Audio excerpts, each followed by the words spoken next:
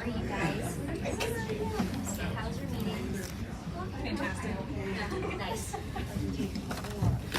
Because you are a very certain person. Tina? Definitely be Ready? All right. I call this regular session to order. All right, please join me in the Pledge of Allegiance.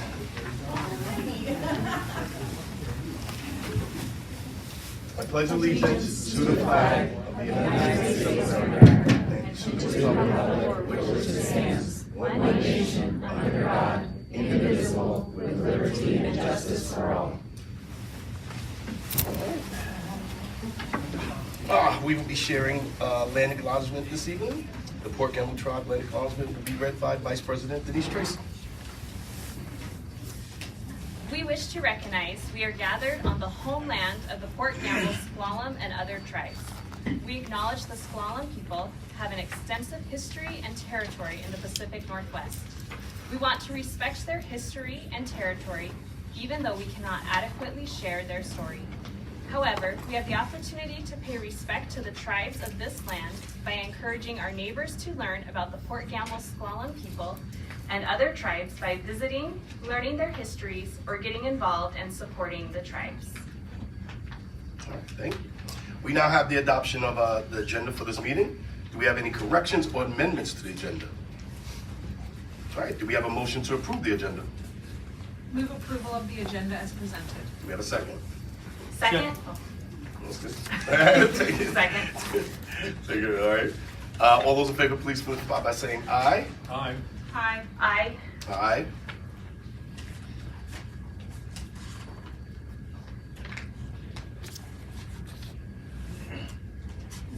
Give me a thumbs up. I'll take it. All right, there you go. All right.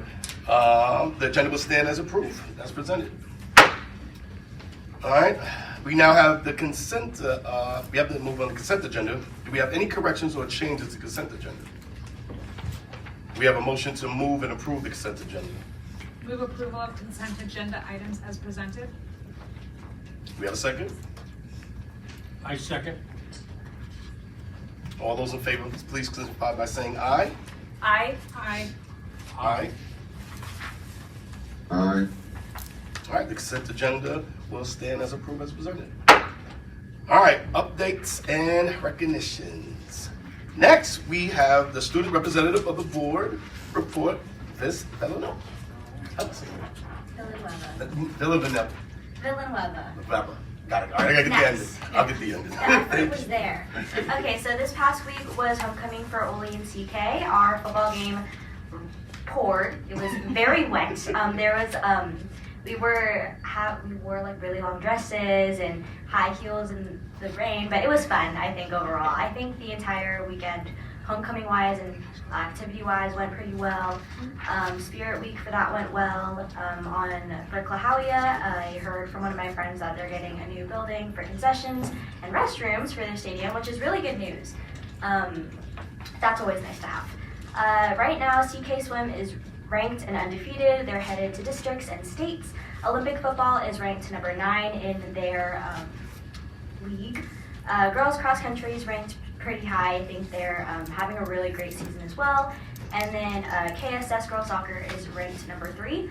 Academic-wise, all of our seniors are working really hard for that November 1st deadline for early action and early decisions. So as a senior, we're all kind of stressing to get all of our materials together. Student safety, obviously, if you've read the news, if you know anything going on at CK right now, it's definitely a priority for us, and it's definitely something that has been talked about, especially amongst students. There was lots of anger and frustration coming from both students and parents regarding how the situation last week was communicated and how it's handled. This morning, a walkout was held at CKHS to protest the way the situation was handled by both law enforcement and building administration. Gun violence was a prevalent theme, and school safety was also highly spoken about. As a student, I'm personally proud to be a part of a school that voices their opinions and concerns so clearly and confidently. I'm not going to speak for the whole student body of the district when I say this, but I stand by my peers who have spoken out against the way the situation was handled. As a district, I think we need to move forward, remembering to always put the safety of our students first. Thank you. Thank you. Thank you, Cassie. All right, next up is SKESP report. Ms. Carr.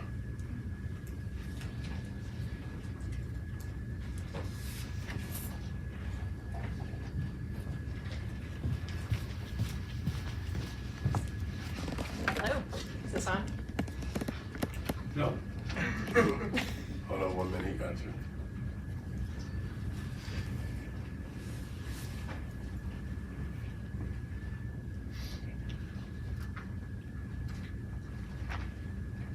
How about now? Ah. There we go. All Much right. better.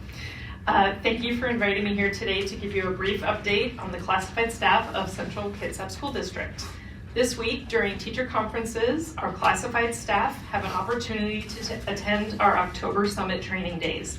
A huge thank you to Kim Sanfilippo, who is our classified professional development specialist, for putting together a great selection of training for all of our classified staff. Kim took all the feedback from prior year's training days and worked hard to put together options that will support all of our classified needs. There are over 31 different courses to take, and several are taught by our own classified employees who are exceptional in their roles and have lots of experience to share with others. CKESP is presenting the guest speaker, Corey Campbell, a motivational speaker, for 2 presentations, one from 8 to 10 a.m. and one from 2 to 4 p.m. at the Central Kitsap High School auditorium. I heard that you were all given an invitation to attend, and I hope you get the chance. I hear it's going to be an amazing event. At the 8 o'clock one, there's already about 500 people signed up to go. One concern that's been coming through with classified staff, and it's been shared with me, is from our office staff across the district, with the need for discussion around the fact that we do not have nurses full-time in our buildings. The office staff take on a heavy load of medical support for our students, and it's heavier in some buildings than others. There are many concerns from them around this topic, some being minimal training, time commitment to focus on health needs over the regular office job, and their worries of injuring a child because they are overwhelmed. I have brought this up to HR, and we are currently working on setting up some meetings to see what needs can be supported immediately and what needs to be shifted or changed to help support our staff. I'm pleased to have seen some communications around this concern going out to office staff within days of the discussion. Staff just want the chance to feel heard and feel supported as they support our students. Thank you for your time. Thank you. And that definitely, the nurses thing is definitely a concern too with WASDA. Now we have CKEA, Ms. Nicholson.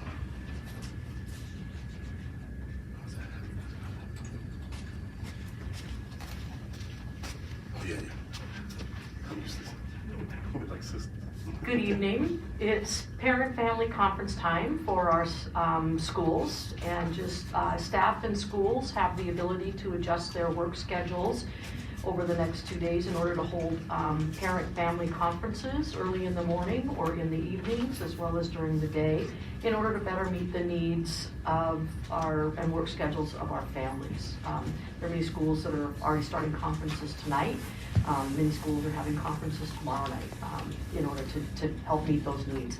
I just want to say thanks to our staff and our families for their participation in support of the parent-teacher conferences. We also have staff who are not directly participating in conferences, but are supporting those folks that are doing conferences. So it's just a great time for the communication between staff and families as everyone learns more about students and their strengths and needs. Thank you. All right, thank you. Okay.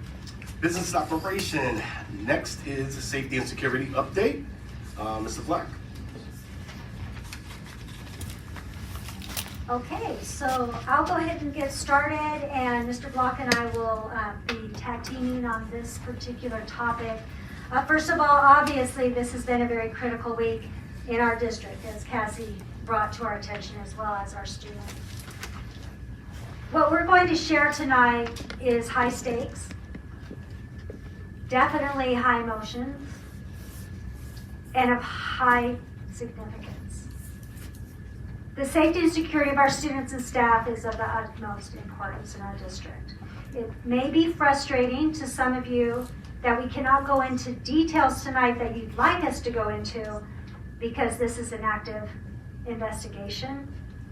However, we will attempt to address the concerns that I know many of you have, those of you who have shown up in person and those of you who are joining us online.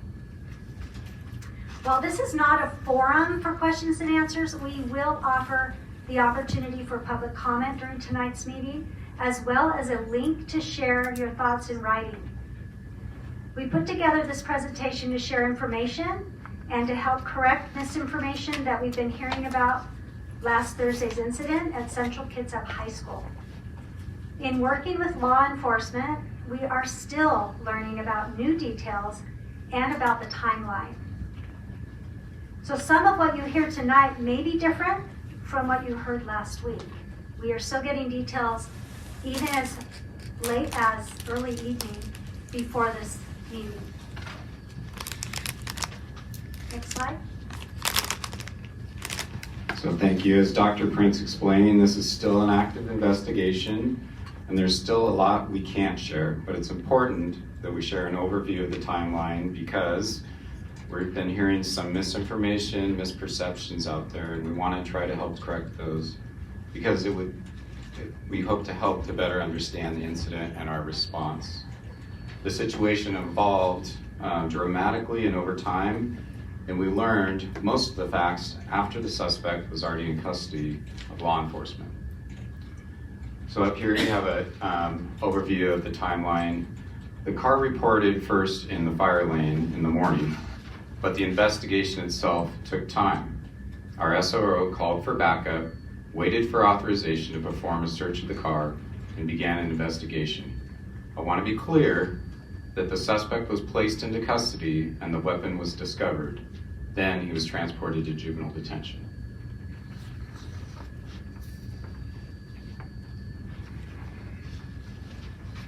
The school did not implement a lockdown because the suspect was in custody and the vehicle and the weapon were secured and no active threat. Schools go into lockdown to protect students and staff from potential threats. In this case, the threat had been addressed. We've heard some questions around how the suspect was able to access the school. We do keep our exterior doors locked during school hours. The 17-year-old former student presented as a current student. We will be making some improvements to our procedures to prevent this from possibly happening again, and we'll share more about that later in this presentation. This incident started something closer to a traffic stop and turned into something radically different. At the beginning, it did not appear to be a situation that would affect our students or that would need to be communicated with families. As we explained, we did not discover the gravity of the situation until after the suspect had been detained by law enforcement. Communication on site went well, including law enforcement's response and investigation.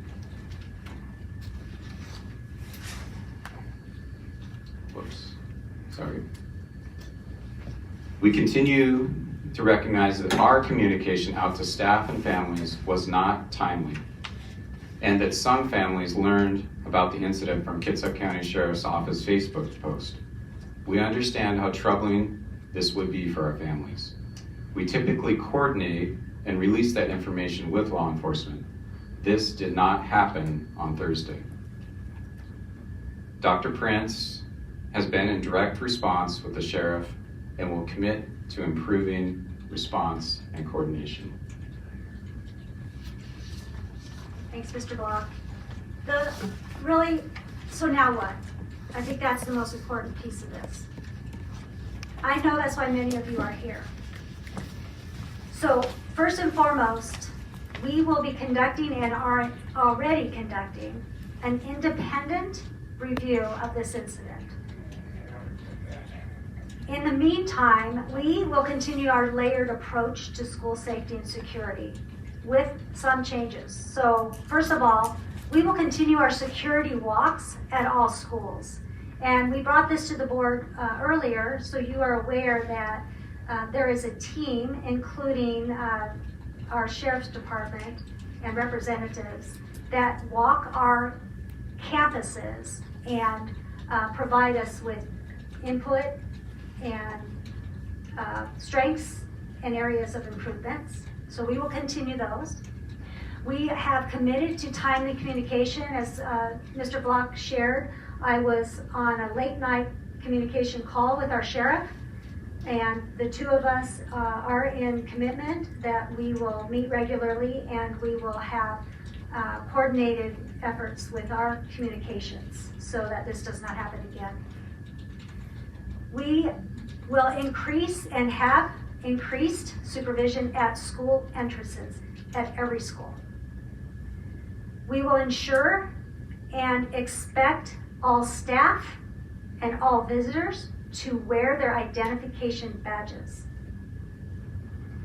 We are exploring identification badges for all secondary students.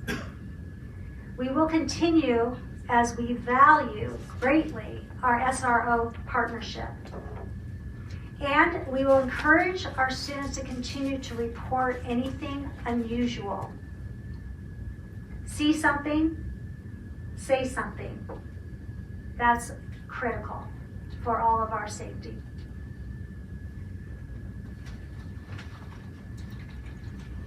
As I explained earlier, we do have time set aside for public comments during this meeting. There will be an opportunity for students and families and community members to address the board with their comments. The board won't answer questions during public comments portion of the agenda, and if you prefer to share your thoughts in writing, or if you have additional comments to share, please use this link. And we also printed up some takeaway cards that are printed with this link on the back table where the public comment cards are. Board members, do you have any questions? Yeah. Dr. Prince, if you go back to either the last slide or the slide, I'd like to ask about the continued security walks. What's that about? What's involved in that? So Dr. Prince was talking about the security walks, and we do several different walks. We do a health and safety walk, we do a security walk, and what those are is we're partnering with Kitsap County Sheriffs, we use our SROs, and we also use a third party. We use our insurance company, and all those layers are we're looking for issues that we need to address. On the health and safety side, that might be slip, trip, falls, what things do we need to improve. It could be maintenance issues that our maintenance department is completing a work order. On the security side, is we're looking for areas that we need to improve and what opportunities do we have to improve those. How often do you do it? Once a day, twice a day? Good question. So maybe a different question is we have security personnel at our sites plus SROs. They're continually walking those sites, but these walks are conducted on an annual basis. And then once we're done, we just keep doing it. So we're continually walking buildings. That's big. That's a vague response, I think. So currently this week I've done 2 safety walks at secondary schools. And I want to make sure that the board knows Joe presented to us the security maybe about 2-3 board meetings ago. We laid out the procedures that they've done in security and how we use our security and how things are in our schools. So it was presented to us even before some of this actually that was there in making sure that we understand what our SROs do, but also what our security threats are and also what our updates are that is needed. The same. So I'd like. Go ahead, Director Green. So I'll be honest with you, my concerns are more about what happened inside the school as opposed to what happened outside the school. There's no reason to believe that the sheriff's department didn't do what their procedures were, the call for backup and all that kind of stuff. my concerns are about what we've heard, not necessarily from you, but from others, or from other sources, around what happened inside the school when this was going down.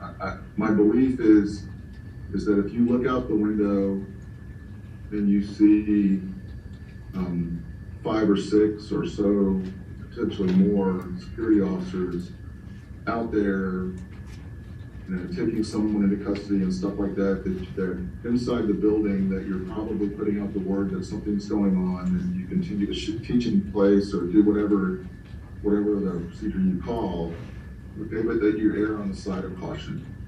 And I'm not sure, I mean, we've heard via email, I think it went to the entire board, that a particular student went to the counselor, didn't necessarily get the support they thought they would get from the counselor, and the intent went to the front office, spoke to someone at the front office who said, okay, you're gonna wait for your mom to come pick you up, go out front and wait for your mom, which is, so the student went out basically out front to wait for her mom where all of this activity was happening. I've heard today that student, based on this and the trauma, that the student may not be a student in Central Kitsap anymore. So I think what happens, the decisions that are made in the buildings, even in an event where it's not an active shooter, because we all know the active shooter is the absolute worst scenario, and the timing of the event that happened in St. Louis 2 days later or a day later was really unfortunate for them, obviously, for everyone else. So my concern is how we react and the training and the muscle memory that exists or doesn't exist with respect to response to anything, no matter how big or how small that we have. Are we talking in security terms, or are we talking in every other terms? I'm talking, yeah. A staff person, the staff person apparently told a student, okay, who's going home because they were upset about what happened. I think that this student had in some way was involved with reporting that the gun was on campus. Not quite sure exactly how that goes, but went to the counselor, and then the counselor sent them ultimately said they wanted to go home, went to the front office, and the front office did as they would always do. Said, okay, took the information and said, go ahead and wait out front. And it would appear that they were not aware of what was going on out front.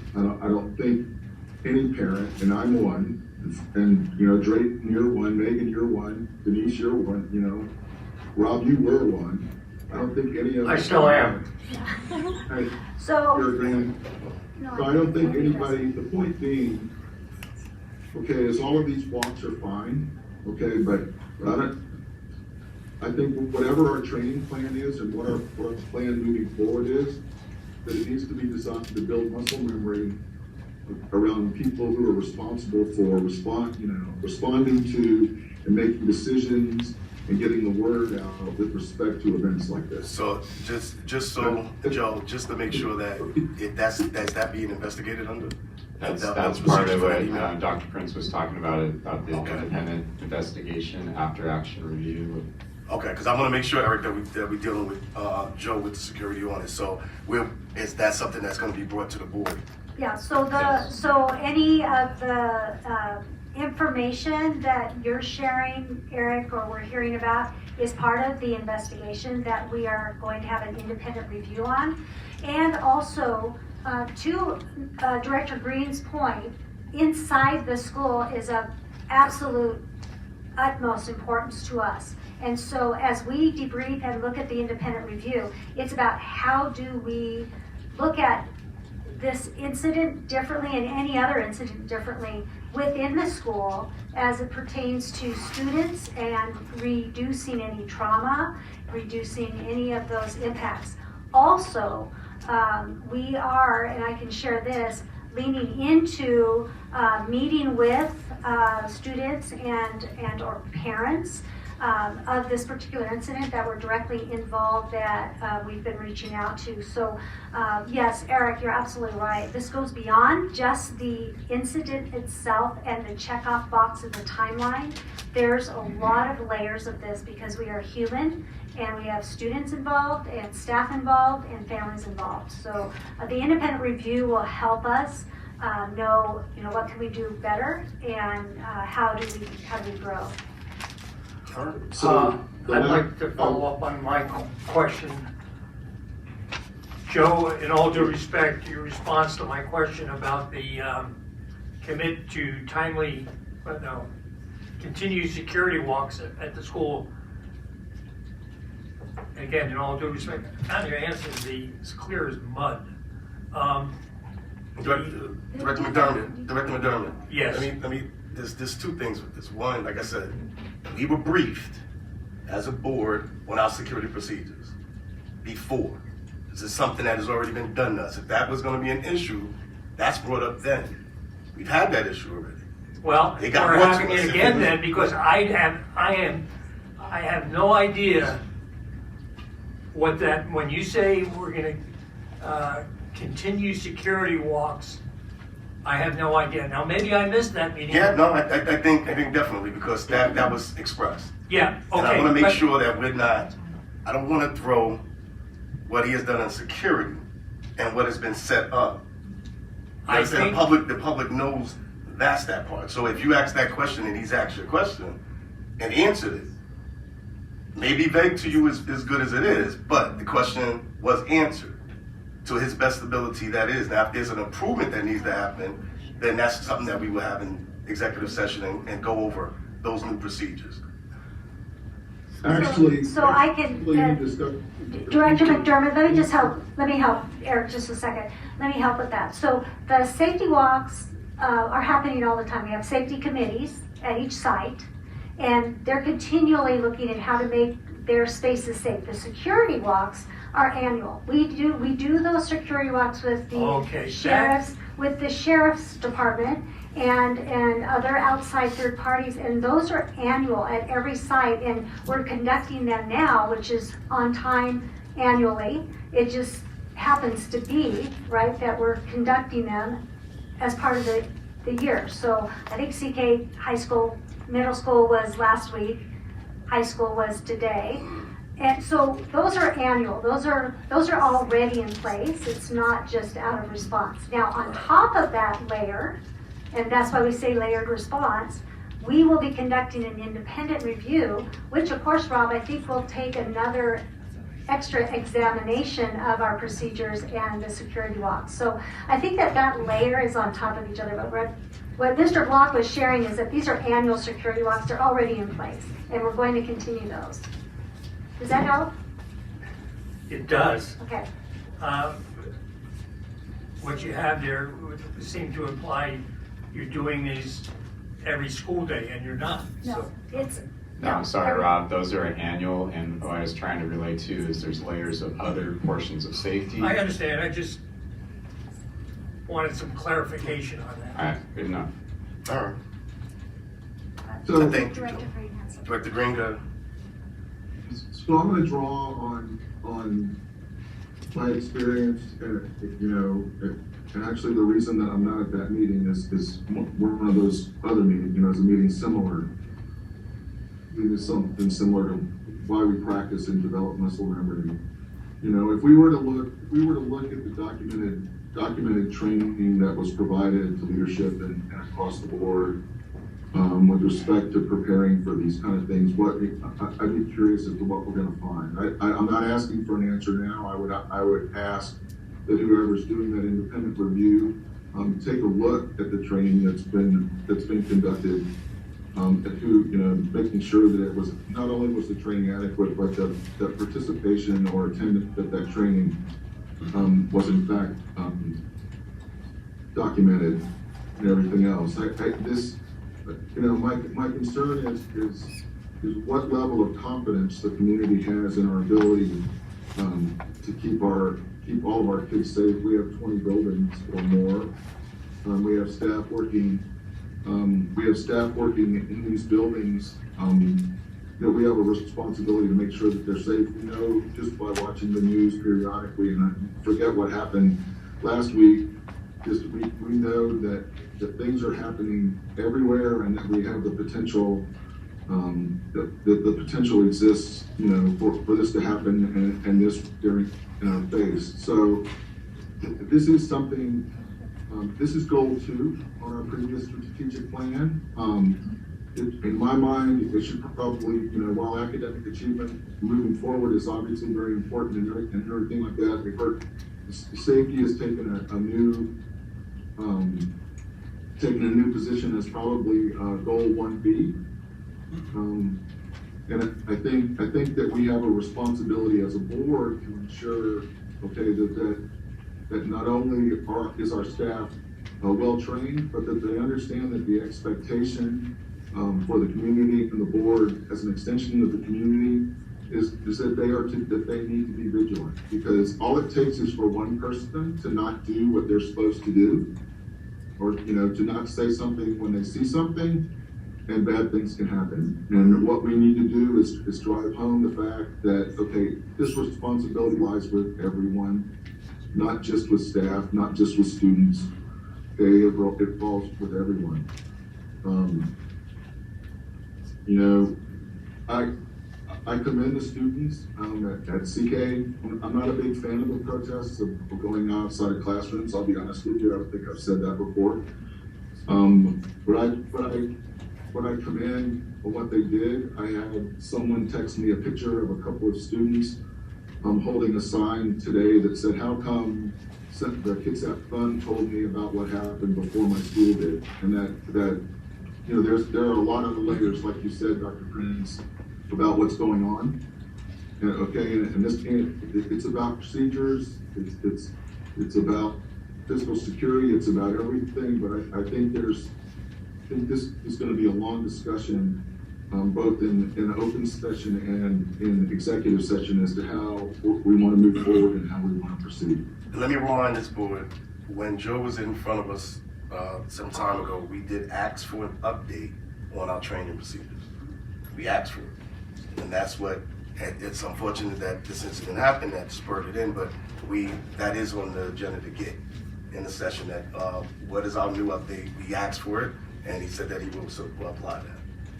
Now, I guess it's ASP on it now, but. Is there any other questions, comments? So the day after, at CK, because I attend CK, there was a lockdown because of another threat. And I'm just gonna say, like, as a student body, I'm being completely honest, I don't think all of the staff took it seriously. I don't think all the students took it seriously. And I think part of the reason why is that we were informed that it was just another lockdown. We didn't know that there was an actual threat. So is there any reason why, like, you wouldn't want to actually tell, like, the students, like, what was going on? Because I think that would have changed the way we would have carried ourselves throughout the day, or, like, handled things. Because that same day we had pet assembly, and it was the end of Spirit Week, and then the next day was homecoming. So it was just all of these things, like, accumulating together, and like emotions were heightened, and like that kind of thing. I just don't quite understand why that, like, since there was already issues with communication the day before, why there wasn't clarity on that end of the spectrum the next day. Yeah, and that's a great question. I think every time we get into these conversations, it's going to always be, how do we improve communication? So I think talking back with the building team of how do we provide that, even if it's after the fact, of do we debrief with the group, who's in that group, how do they get that information? Because there's different layers of that communication, right? There's, like, as the situation evolves, you're trying to update, and then you're trying to provide facts, and then you're trying to provide resolution. So I think that's a good suggestion of how do we improve that communication? How do we do it in the moment? How do we do it during and after? And what's that after look like? Like Dr. Prince was talking about, I think we can also always get better at how do we understand the trauma? How do we then support? And how do we help people move forward? Those are all things that, and I do believe in the after action of what things do we need to improve? And I think you're right, it's how do we get that information out? Is it factual? Do we know? And then how do we make sure that, you know, we provide for that trauma piece of, okay, we just told you, now we don't want to just send you home and go, we hope you're okay. As a follow-up to Cassie's question, when I was in the Navy, probably a lot of people in this audience know the process. If you're conducting a drill, it'll be announced over the one MC on the ship, this is a drill, this is a drill, okay? And if you're dealing with a real event, like they call general quarters, they'll say general quarters, this is not a drill. It seems to me that using that sort of, this is not a drill, this is a drill, might provide the immediate clarity that is warranted in the situation. I just throw that out. Yeah, and that's good feedback, Rob. Actually, on the day of the incident, we were conducting district-wide and did a radio communication, started with this is a drill, and then we give a timeline of when is the drill expected to conclude, and then we finish the drill with, the drill has now been concluded. So always good to let people know and use plain speak about what's going on. And if you find yourself in a situation where you're in the midst of a drill that turns into a real event, then at that point you say, this is no longer a drill, this is no longer a drill, lockdown, or whatever the hell the message is going to be. So I was actually at CK High School on Friday morning, and so I mean I don't remember the what Mr. Johnson said word for word over the intercom. I didn't hear anything that made it sound at all like it wasn't a real modified lockdown. It was a modified lockdown, and I know that I was in the room as there were multiple people figuring out exactly what he needed to say over the intercom, and also what went out to families as soon as possible. And so it was, we were not perfect, but there was a lot of concern and I can't find the right word. That like everyone knew that it was important to get that communication out, to try to make it as clear as possible, as correct as possible, and as quick as possible. And that is difficult to do. And you know, like we were ready to go. It was ready to go, and then someone's like, "Oh, do we need to add this?" And so, in the moment, like there's always room for improvement. I can tell you, like it wasn't because no one cared or no one was joking. It wasn't because anyone was joking around. It was trying to make it as clear, concise, and correct, and as quick as possible. Thank you. All right. Dr. Green? So as we look at how this thing played out, okay, we all know when something happens that the kids have their phones and they're getting the word out. It's leaving the building or the district or wherever going home and stuff. I mean, when we look at these procedures, we need to be clear for the staff exactly what those things are, published procedures, and understand the concept of vulnerabilities. That was a subject that we talked about today at this meeting that I'm at. And I get that piece of it. Okay, but our staff needs to know, especially those in the front office, because they're often the ones that see whatever's going on first. Okay, that they need to know who to call right away, and that comes with drills, whether it's with students in the building or not. Okay, our plan and our training plan moving forward needs to ensure that what we do, ensures that the safety of the staff and the students comes first. We need to ensure that we get ahead of Facebook and ahead of Twitter. Okay, that we get and that's as simple as we have a situation at such and such a school, and I'd like to make a point I've been thinking about. this is not just a secondary school problem or secondary school issue. This is every building, whether it's an administrative building, whether it's the operations building, it doesn't matter. And wherever we PKSD folks, okay, I mean, this needs to be of the utmost importance. And the board needs to take this and ensure, okay, that we set high expectations and that we get answers and information that we need to have to be able to ask the right questions moving ahead. So, you know,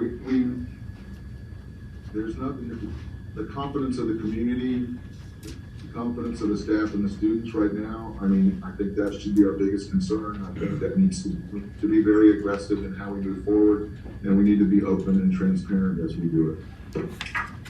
Thank you, Director Green. All right, thank you, Joe. Wow, sorry. Ms. Bailey, we got next is enrollment report for October, Ms. Bailey.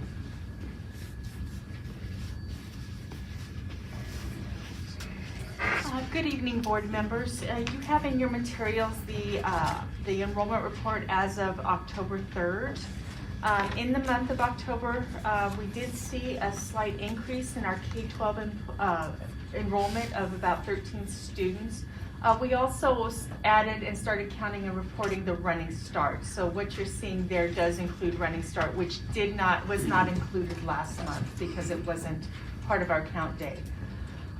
This puts us in a slightly better enrollment projection than what Dr. Prince described to you last month based upon the one data point, although it's not significantly better. You know, based upon where we are in October and knowing how our enrollment will, the attrition that we have in our enrollment year upon year, I do expect that we will be in the range of about 130 down from budget once we average everything out, barring any significant shifts or changes in how our enrollment typically attrits. So, do you have any questions about the enrollment report? Okay. Thank you. All right, thank you. Next up, we have student learning. We have an update on Barker Creek. Let's step it back up and Kristen. Mr. Chrisman. Yes, good evening. Tonight is my pleasure to introduce to you Mr. Stuart Chrisman, the principal of Barker Creek Community School. Tonight, Mr. Chrisman will be sharing information from last year's data in regards to our ALE programs.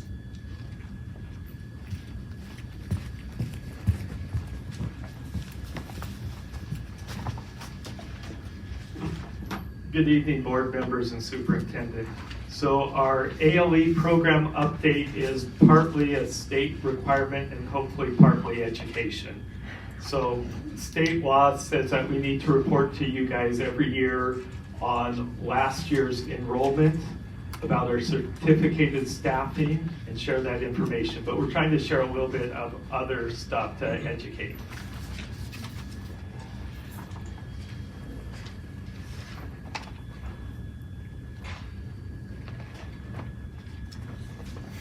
Help. The clicker. Put it on the table.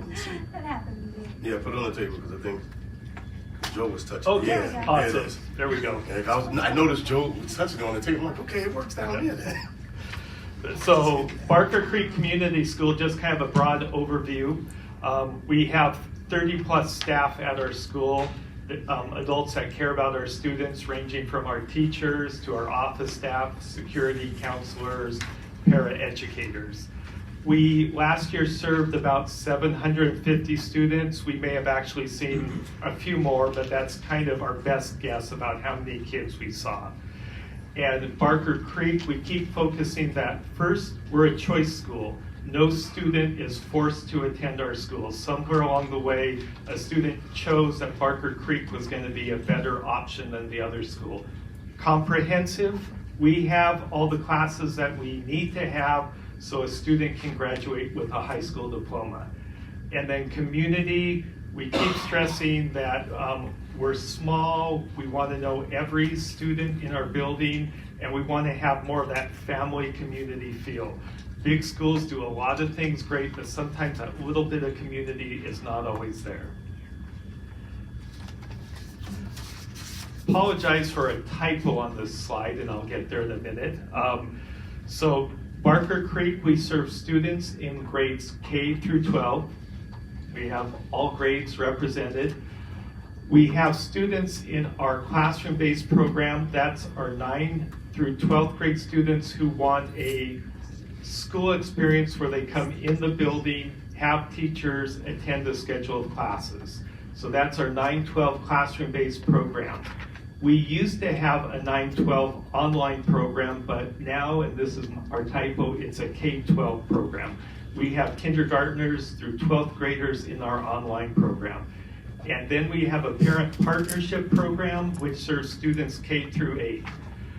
We refer to our online program and our parent partnership program as our remote programs because students are doing the majority of their work outside of the walls of our school. Kind of a difference between online and parent partnership is how the curriculum and instruction is being delivered. Our parent partnership program was designed for families who wanted an experience similar to homeschooling. We had families that wanted to be doing the teaching of their children. They did, however, want access to our school district's curriculum.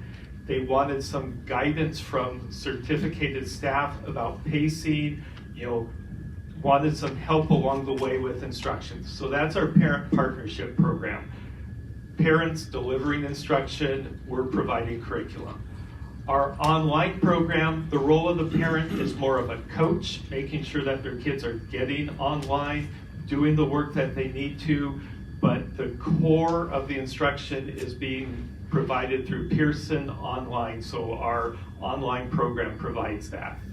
So we're getting to the little piece that the state law requires. Our student headcount average last year was 727 students. That's basically, we looked at the count for every month and divided by 9 months. That's how we get that. Our FTE average, so that's if a head count, every kid that walks in our building counts as 1. FTE is a proportion because not all of our students are full-time students with us. So that number is always going to be smaller than the head count average. Our head count was 694.7 last year. Some of the reason kids aren't full-time, every student who participates in West Sound Tech, we split that 1.0 with them. So we're about 0.6 for each of those kids. West Sound Tech is 0.4. We also have students who do running start, and the amount of school they do in our building ranges from 0.8 or 80% of their day to some of those students we never see at all, and we get to claim 0% of the day.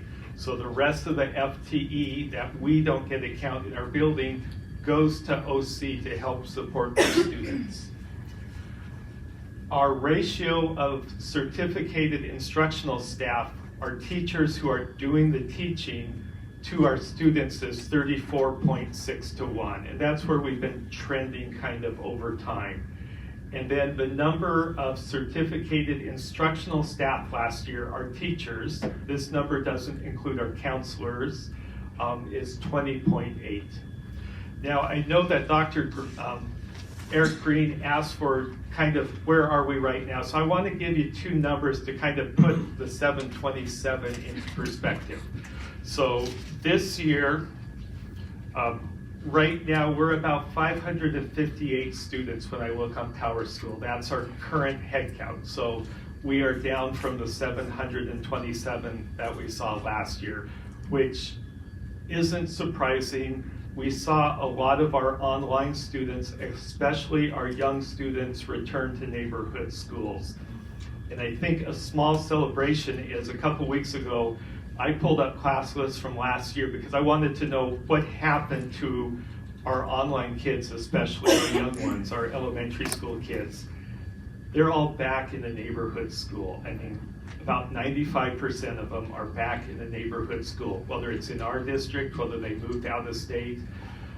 We had one family choose to go into homeschool, so they're truly homeschooling. There were 2 or 3 families that we can't account for, but that's really a celebration. And the elementary place is where we saw the biggest loss. The other number I wanted to share with you is October 2019. So that was before we went into pandemic, and I think that's a better comparison number. Our enrollment at that point was 393. So we've had a bubble, a bump because of COVID getting us up. A little higher last year, 727. I mean, the year before, 727 last year. And this year, like I said, we're at 558, but that's an increase over where we were in 2019. Wanted to share a couple celebrations from last year, not required by the state, but I'd like to share them in here. Graduation and being able to return to an in-person graduation. That was a great celebration, and being able to pack the house. We had to have tickets, but we packed the house and we had a fun graduation. Last year, we saw the return of our in-person programs. We were excited that we got to have students back in our building. It was interesting as we started the year with masking and social distancing, and then as things got safer, those things fell away. And this is not a data point I have, but second semester, the kind of giddiness and fun of school returned. That was exciting to see. Student and family engagement, we were able to start enrichment with our parent partnership program again.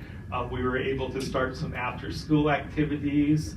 Parent partnership was able to do some of their parent university, bringing families in and teaching them those skills. So those are some of our celebrations. Graduation, we had 138 kids that we graduated last year.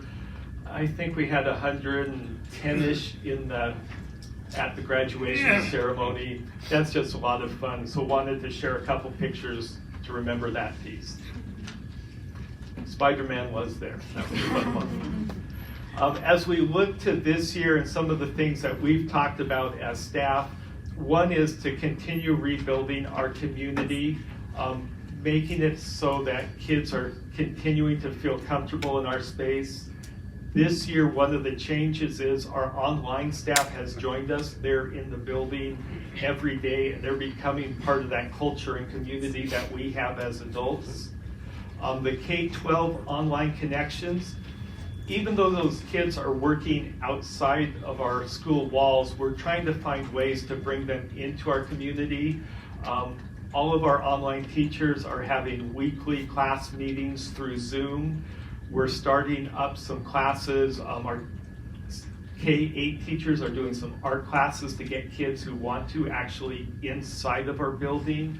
Our teachers are starting to do those monthly conferences where students have a choice of either Zoom, phone call, or in person, and we're starting to get a lot of those kids coming in at least once a month. We're continuing to focus on 9th graders. We devote a little bit extra of our staffing because we believe if we can get our 9th graders started right, they're less likely to fall behind. We're hoping to start seeing kids after school, hope that our clubs start getting going again. And then this year's been kind of some conversation, talk, a little bit of reading. Kids are coming back to us with a lot of anxiety, whether it's about being in school again, the safety stuff, still concerned about health and stuff, and just making sure that we can be as informed and as educated as possible. So that's the ALE report. So I guess it's time for questions if there are some. Okay. I just, I want to say I was excited to see student clubs on there. I know there were a couple of, we did the student voice visits last year, and that was a topic that came up. There wasn't a lot that the students said could be improved at Barker Creek, and that was just one thing. So I was excited to see that. And I just thank you, and some of the strategic planning forum, today, the relationships, I could just call them both of them I went to, the relationships from Barker Creek Parent Partnership and just Barker Creek Community School, like the staff is just like the community loves the staff and is so grateful for the staff and their relationships that they have with their students. And so I just wanted to like pass that on as like thank you, and to keep it going. Thank you for sharing that. Anybody else? So, Okay, Stuart, my question is really, well, twofold. I'll ask first, are all the Running Start students identified as Barker Creek or aligned with Barker Creek for reporting purposes, or are there just certain numbers that? So students who are part of Barker Creek are identified as Barker Creek Running Start students, but the students who are part of CK High School are recognized as CK High School Running Start students. Okay, so the number, I was just curious when you talk about, all right, about that. The other piece of it has to do with the K-12 or K-12 online piece. Is the CK Virtual Academy, or are we still talking in terms of the CK Virtual Academy, or are we just rolling all of that into the K-12 online connection?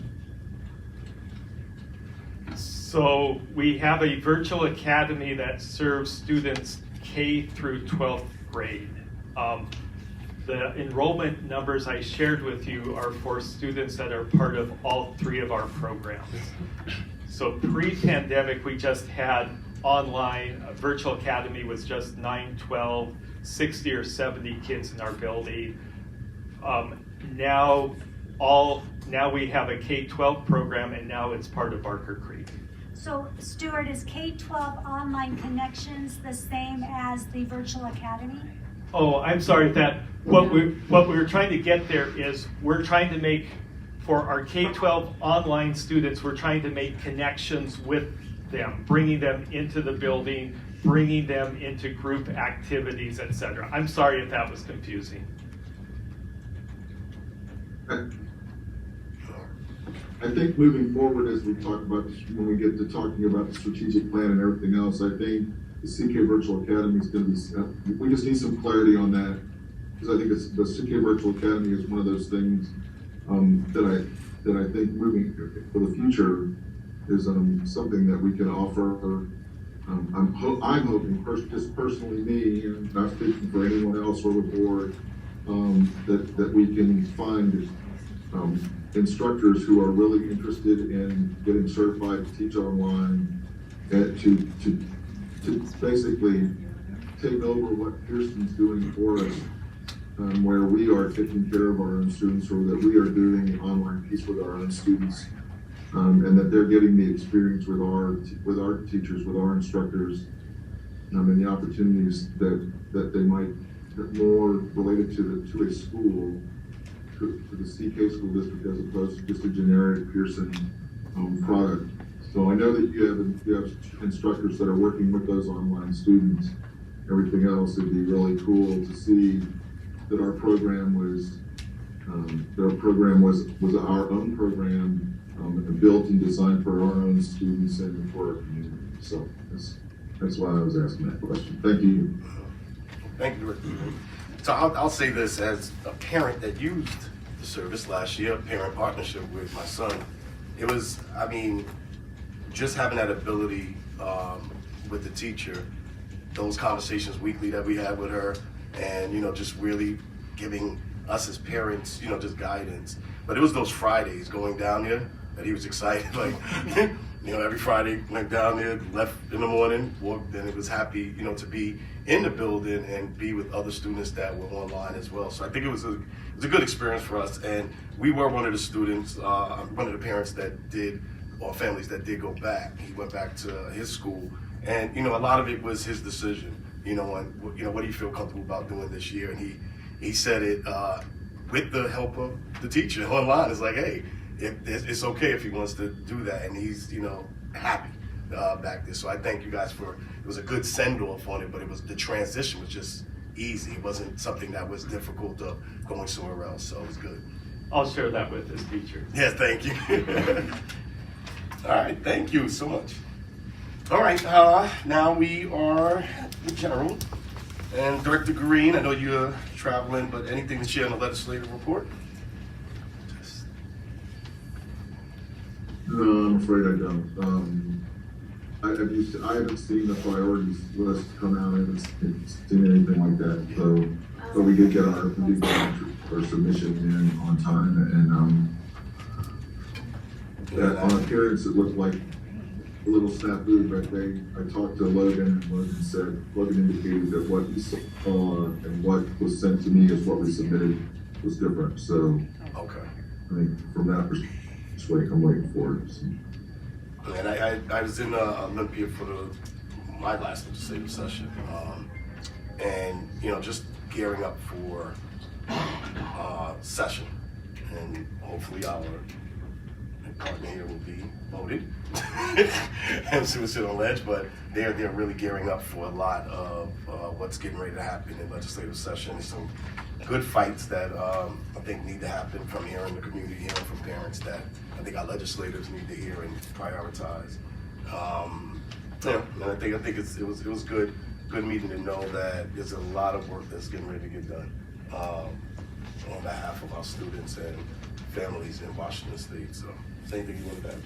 Oh, I just noticed, I got an email today, so WASDA's, their state networking call every other Thursday, and tomorrow's, it looks like the topic is the 2023 ledge priorities, so they should be posting those soon then, so we can share those out at hopefully the next meeting. All right, thank you. I'll be on an airplane tomorrow. I know you won't be watching it, but I'm hoping if they talk about it, then they get it on their website too, so.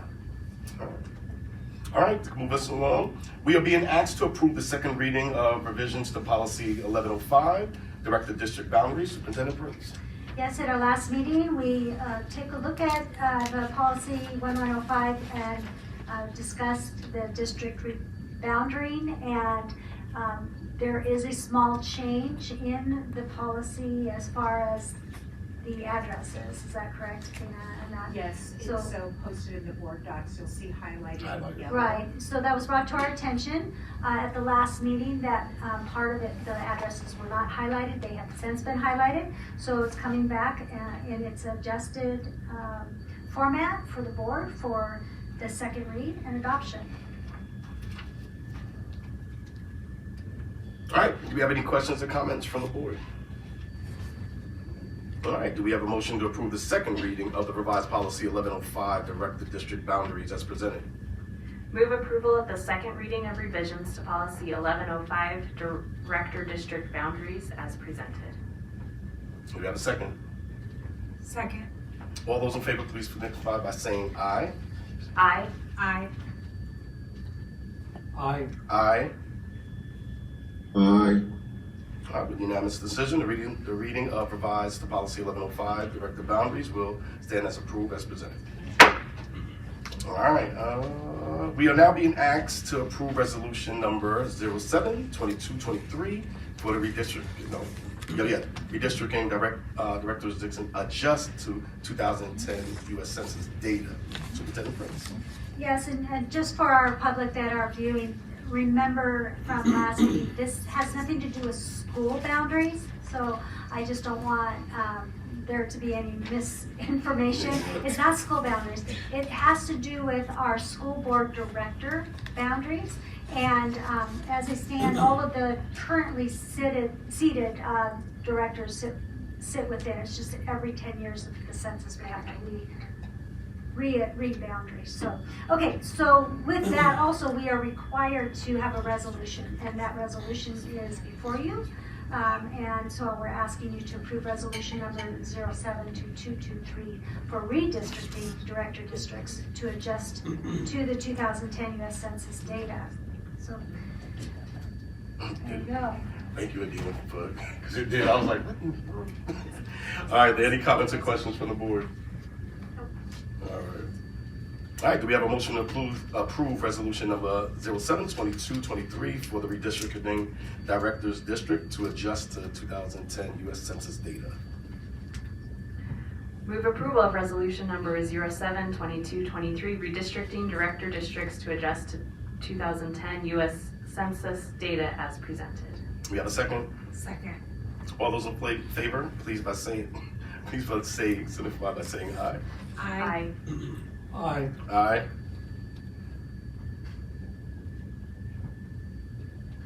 I said aye. Oh, okay. Resolution, with a unanimous vote, resolution number 072223 for the redistricting director districts to adjust the 2010 U.S. Census data is approved as presented. All right, this is the first one. We are being asked to approve the first reading of revisions to policy 3205, sexual harassment of students prohibited.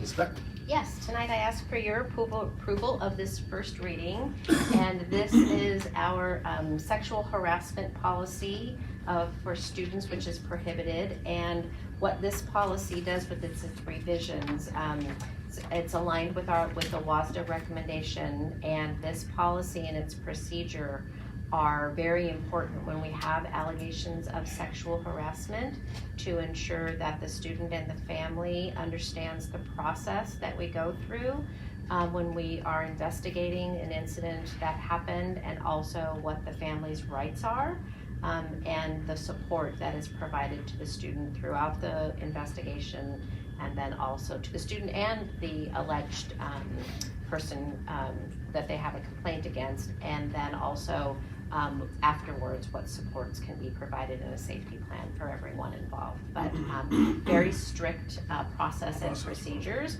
around how we respond to allegations of sexual harassment for students. And one of the things that I did like about this is that it did give like the support. A lot of times it's trauma, and then the parents don't know what to do in that moment. I think that gives us a lot to show, hey, we're here.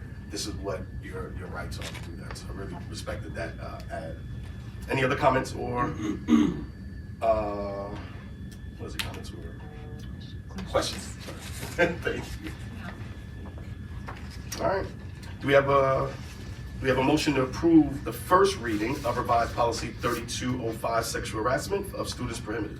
Move approval of the first reading of revised policy 3250, sexual harassment of students prohibited, as presented. Do I have a second? Second. All those in favor, please signify by saying aye.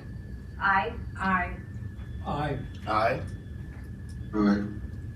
All right, with unanimous decision, the first reading of revised policy 3205, sexual harassment of students prohibited, is approved. All right, we are being asked to approve the first reading of revised policy 5011, sexual harassment of district staff prohibited. Yes, very similar to the one that you just approved the first reading. Again, this policy guides our actions and information to both the person who is bringing forward an allegation of sexual harassment, as well as the person accused of that, and gives everyone information as soon as an allegation comes forward. We make sure they have the policy and the procedure, so everyone's very clear about the steps that are taken throughout the process. Thank you. Are there any questions or comments from the board? All right, do we have a motion to approve the first reading of revised policy 5011, sexual harassment of district staff prohibited? Move approval of first reading of revisions to policy 5011, sexual harassment of district staff prohibited, as presented. Do we have a second? Second. All those in favor, please signify by saying aye. Aye. Aye. Aye. Aye. Aye. All right, with the unanimous decision, the first reading of revision policy 5011, sexual harassment of district staff prohibited, is approved as presented. All right, and we are being asked to approve the first reading of revision to policy 5001, hiring of retired school employees. Yes, I'm on a roll tonight. I know, right? Yes.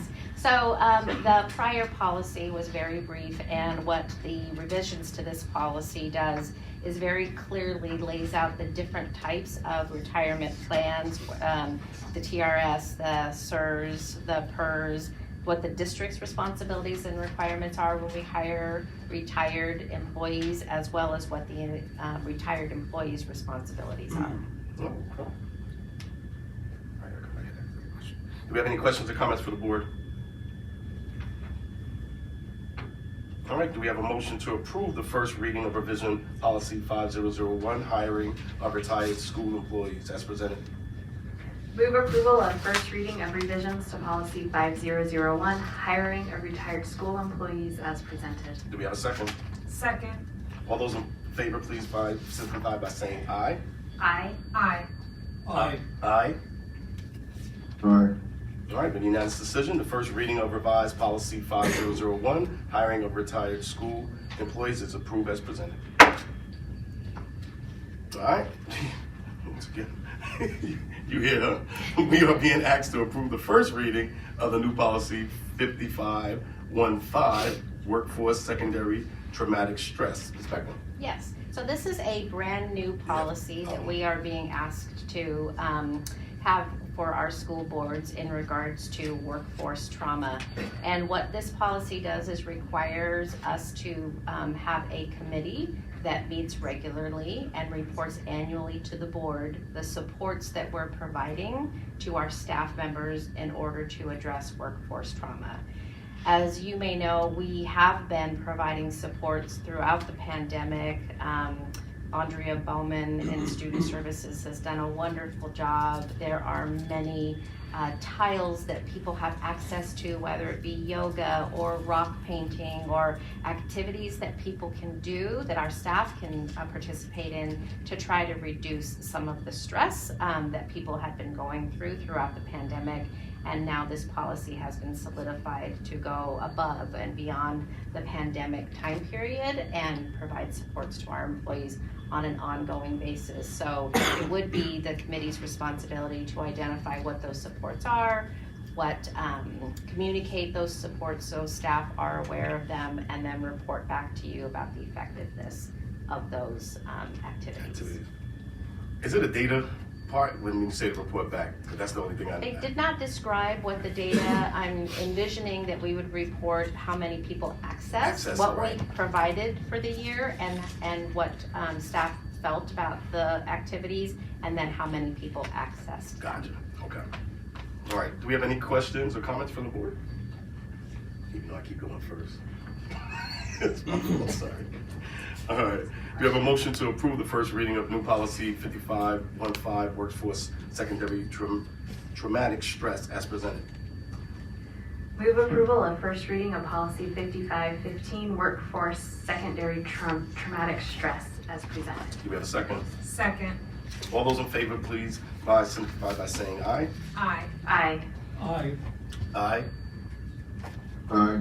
The first reading of the new, with unanimous, the first reading of the new policy 5515, workforce secondary traumatic stress is approved as presented.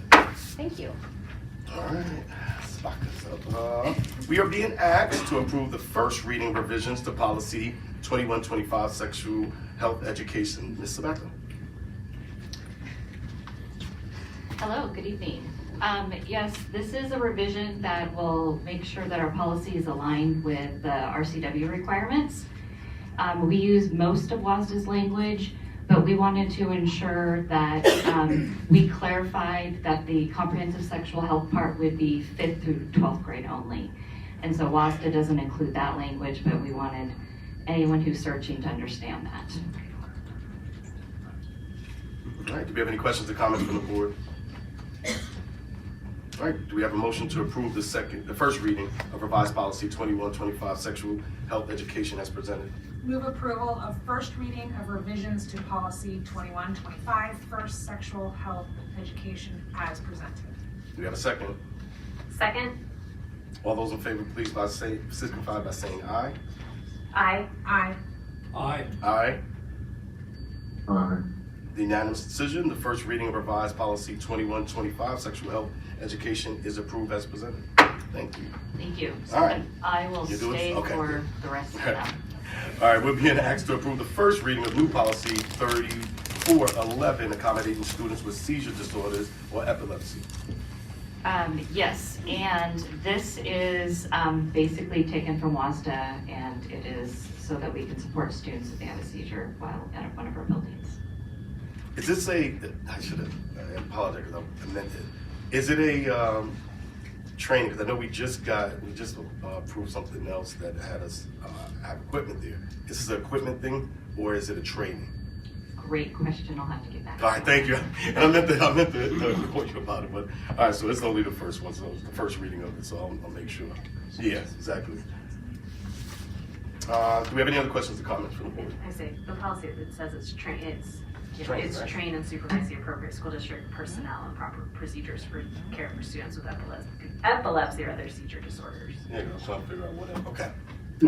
So, Yeah, please, because I've experienced it with family members, and I know there's certain things too that now they have. Right. do we have an idea of the numbers of students in our district that might fall into this category? I think because of HIPAA law. Can we get that? Yeah, I'll I think. didn't ask for names. It was about names and personal information. Probably I good. Let me, mean, the number of students that would have this Eric, seizure well, disorder. yeah, let me find out for you and get back to you along with also what the training includes. And I think it goes back to one of the concerns, I think, was it that Kristen Parr had about the nurses and everything else. So they just thought the time was very interesting. Okay. All right. Do we have a motion to approve the first reading of new policy 3411, accommodating students with seizure disorder or epilepsy as presented? Move approval of first reading of new policy 3411, accommodating students with seizure disorders or epilepsy as presented. Do we have a second? Second. All those in favor, please signify by saying aye. Aye. Aye. Aye. Aye. Aye. With the unanimous decision, the first reading new policy 3411, accommodating students with seizure disorder or epilepsy is approved as presented. All right, we'll be in asked to approve the first reading of revisions to policy 2409, credit with competency proficiency. Yes, this revision includes some updates that are required for our basic ed compliance report that we submit every year. We needed to add the piece where students can earn credit for passing a GED exam, much like a state exam where students can get, if they pass the science exam, the state science exam, they can get some credits. If they pass the different, for each portion of the GED exam they pass, they receive a credit for science, social. If they pass the science section, they get a credit for science. If they pass social studies, math, and English. Do we have any questions or comments from the board? All right. We have a motion to approve the first reading of revised 2409 credit for competency proficiency as presented. Move approval of the first reading of revisions to policy 2409, credit for competency proficiency as presented. We have a second. Second. All those in favor, please signify by saying aye. Aye. Aye. Aye. Aye. Aye. All right, unanimous decision. The first reading of revised policy 2409, credit of competency proficiency is approved as presented. They do not make these No, these are a mouthful. I know, right? No, you've done excellent. All right, we have been asked to approve the first reading revision to policy 3416, medication at schools. Thank you. And for the final policy request Exactly. tonight, this again is alignment with language that is updated with WASDA for medications at school.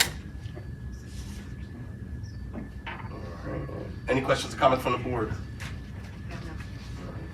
You have a motion to approve the first reading revised policy 2409, revised policy 3416, medications at school. Move approval of the first reading of revisions to policy 3416, medication at school as presented. Do we have a second? Second. All those in favor, please signify by saying aye. Aye. Aye. Aye. Aye. Aye. All right, the first reading of revised policy 3416, medications at school is approved as presented. Thank you. All right, man. That's a lot. All right, now we have communications. And board president, yes, I was a happy father today. I went to, actually first in a long time for my son, my oldest son. Has opened school, which was excellent, really good. And as a parent, sometimes I think more nerve-wracking. My wife and I were more nerve-wracked than he was, but get to hear good stuff when you get to sit with the teachers. But one thing that I definitely take is getting the feedback from the teachers directly about your child, just on the emotional side too. I haven't experienced that in the past with teachers, so now it's more of emotionally looks good, or these things we would love to improve on, and as a team working together. So I think it was really good. My son was, I owe him a night out. He's right. He did. It's great. His grades is good. He joked with it, but I was like, nah, let's see. We'll see. So he gets the night out at the movie. But it was good to see families and everybody out and just really conversing with teachers face to face. So it was excellent. We got tomorrow the youngest one. So then our community forum that we had was just wonderful at Olympic, and I really thank everybody that came out for that, because it was good discussion, but good stuff. I couldn't stay long because I had to be a father and pick my sons up, but it was definitely eye-opening in the conversations, and I think our strategic plan is going to be really strong, getting that feedback back and knowing that the voice of the community is in it, and knowing that everybody is sitting at the table, and it was really good for the night. Really, Athena did not do any good things by bringing cookies. Those greenies are amazing. And then, as I said, I went to Olympia for my last legislative session for WASDA, but it was just really, there's a lot of things that are at play with our legislators, and all of you as voters, it's very important to voice your opinion also to legislators. Things get changed and things get put into place that dictates a lot. I think there's a lot of good work that's getting ready to come for advocacy work for what we're getting ready to do with WASDA. So that's what I have. All right, Vice President Tracy. I just wanted to personally acknowledge the emotions of the last week. Being at CK High School last Friday morning, I know my heart rate ran up a little bit, and just as a parent of 4 kids, I just want to acknowledge that there's the worry and fear and frustration, and I know it comes from our care for our kids and for our students, and I appreciate the concern and care for students. I also want to recognize that there is a lot of good that happens in our schools every day. I've been able to do a few school visits this last month. I went to Woodlands a few weeks ago. I was able to hang out in a DLP classroom, help kindergartners that log into their Chromebooks, which is still a new skill they were learning. And I got to hang out at lunch, which was, I just love being in schools with students. Yesterday I went to Fairview, and I got to talk with one class a little bit about what it was like to be a school board director, and they had some amazing and insightful questions. The easiest one to answer was, what's my favorite part of being a school board director? And I was like, it's visiting you guys. So that was the easy question. I also got a little refresher of why my thermal flask keeps my water cold with heat transfer. And I got to play or watch students program and use microbits. 6th graders do it in their Unified Arts, like their tech part of Unified Arts, so that was amazing.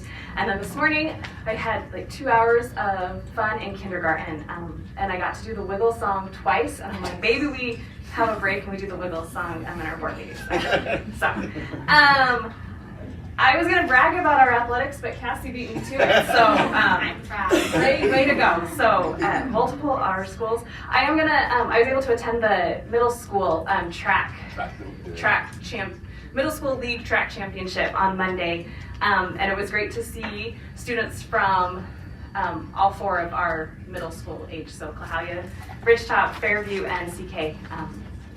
And Clahalia hosted it, and they did a fantastic job hosting and running that meet. And then I was able to participate in attend 2 of our strategic planning community forums, and like President Jackson said, it is good to hear from so many of our community members and to There were some ideas that I had kind of thought of, and it was kind of good for me to be like, okay, like someone else thinks that also. And then there were things that I had no idea about or I hadn't even thought of. And so I'm very excited to, to get all of that input from so many meetings and the survey, and just so that we can do what's best for our students and really come together as a community to support them. So. Thank you. All right, work behind. All right, I want to start by thanking everyone that has participated in our community forums and to everyone that has or will be filling out our online survey. I had the pleasure of participating in 2 of the community forums over the last 2 weeks. I appreciate everyone that has come and shared their thoughts and opinions so that we may create a strategic plan that best fits our entire community. And then recently I also started reading with 3rd graders at a couple elementary schools as part of the Readers or Leaders program. It's a program that was in existence prior to the pandemic, and they've brought it back, and it just fills my bucket and brings me so much joy to be able to read with these students, and I get to look forward to reading with the same students for the entire year. And that's all I have. Director McDermott? Nothing. Director Green? So I'm going to do something that I swore I wouldn't do, but I'm going to play proud papa over. You get to do that. My last one's a senior, and she had a great week within the last 2 weeks. Being on the homecoming court at Claudia, and having her senior night, and being able to have her sister home on fall break from school in Montana, who's a former volleyball player, participate in that with her. I thought it was really cool. They did a really great job there at Claudia. And it's I think another thing that's overlooked is recent dances and the like, I think across the district were not necessarily terribly well attended. I know that COVID had something to do with it, but it was a problem, not a problem, but it was something that we saw prior to COVID. 400 kids bought tickets at, which is almost 4 times as many as normal, I think, with and I think I heard that at Ole there was, they couldn't sell enough, or they didn't have enough tickets for everyone there. While that's not a good thing, it's encouraging to see kids are more involved and getting back to the school community. I think that's a really big deal. Cassie, you can tell us more about PK High. It was 1,000 tickets sold. Yeah. Maybe a little more, but it was full. There you go. And I don't know that that's necessarily what we saw, a few years ago. So it's good to see the kids engaging again, and that's very important. It's a big deal. And the last thing I want to bring up, it also has to do with Cassie. So one of the great joys that I have is to sit next to a student rep who says what they have, they really think. I think student voice is very important. And I wanted to jump on, I'm sitting in a room here in Virginia Beach, Virginia, with, that's very sterile and everything else, but when you said what you had to say, I really wanted to jump up on the desk, stomp my feet, and go, you are the voice, you're the single, right now on the board, you're the singular voice of students across the district. And to really take a position with respect to those at CKI that sent their in the last day or so, I think is very important for us as a board and for the community to hear.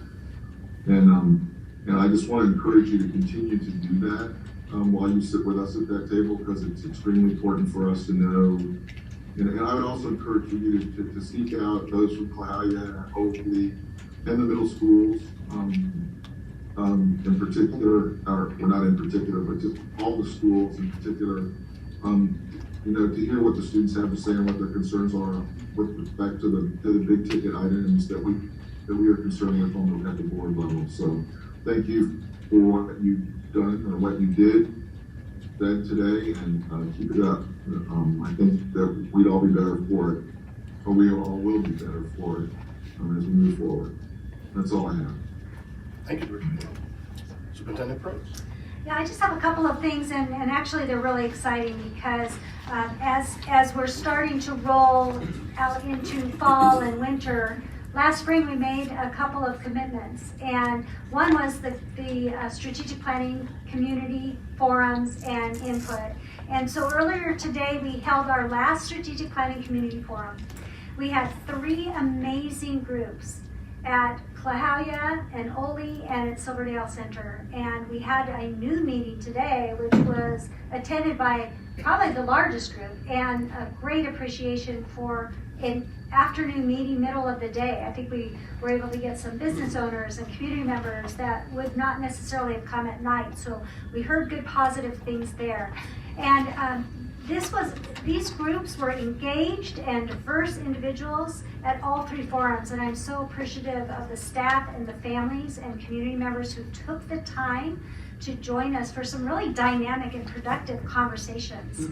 Our schools, as a reminder, are also scheduling their own strategic planning meetings for parents and families, and if you can't attend the meeting of your child's school, or you were able to attend either of our or any of our 3 community forums, we also have the online survey, and that's open through December 2nd. And we have some handouts here tonight that has a link directly to the survey, so I encourage you to take one of those. And you can also find it on our website.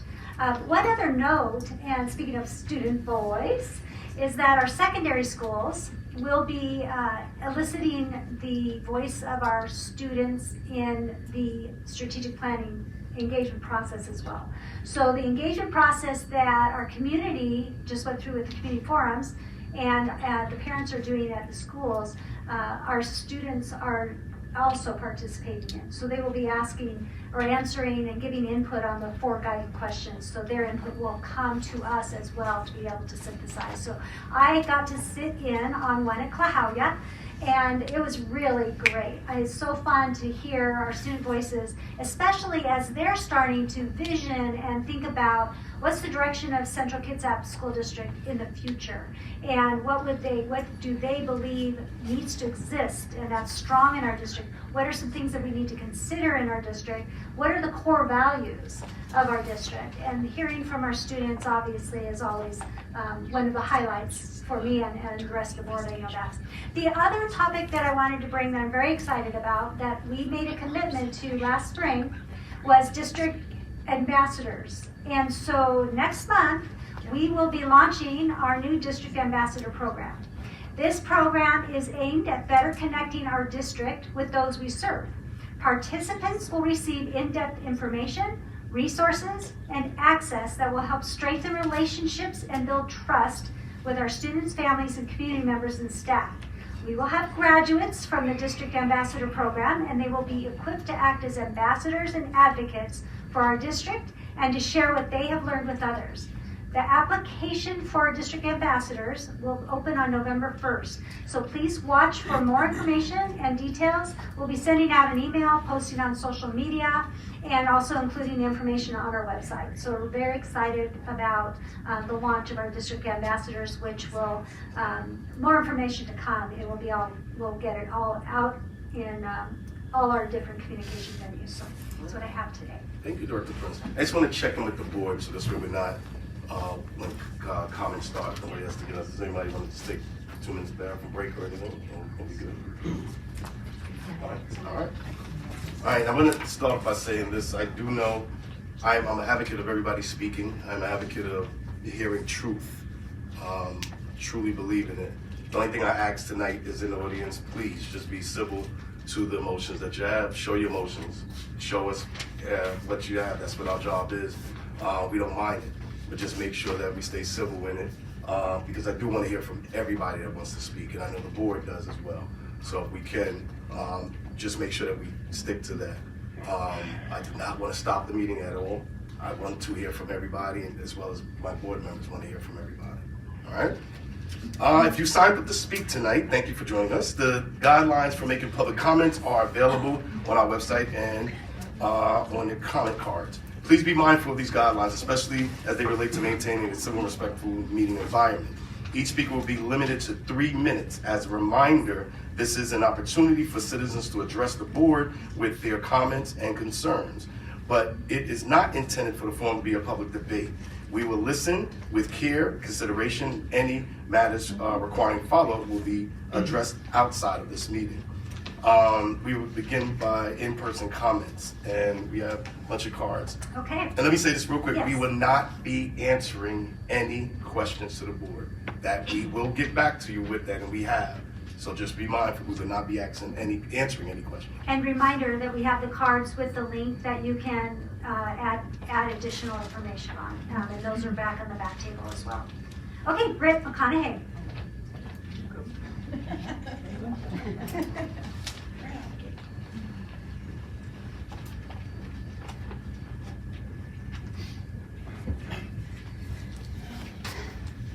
Okay, I'm going to be reading a letter from a staff member that couldn't be here tonight. So if I run out of time in the 3 minutes, I'll just pass you guys a copy of the letter.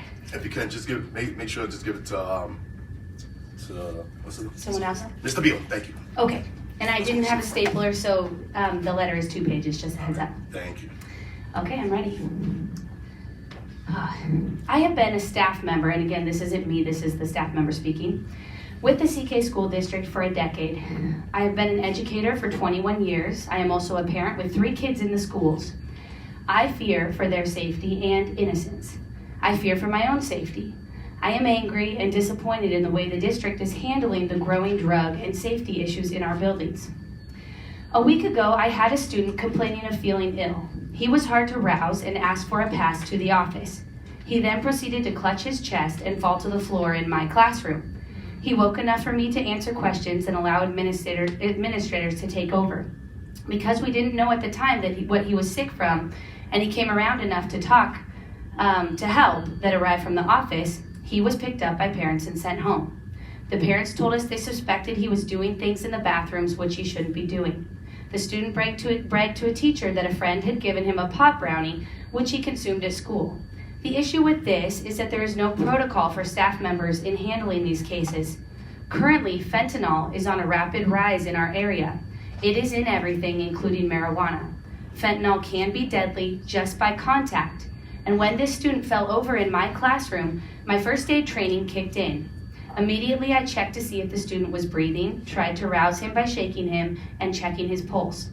All of these places, particularly his hands or clothing, could have had traces of fentanyl on them. I could have easily been exposed, and I do not have training to deal with drug overdoses in my classroom.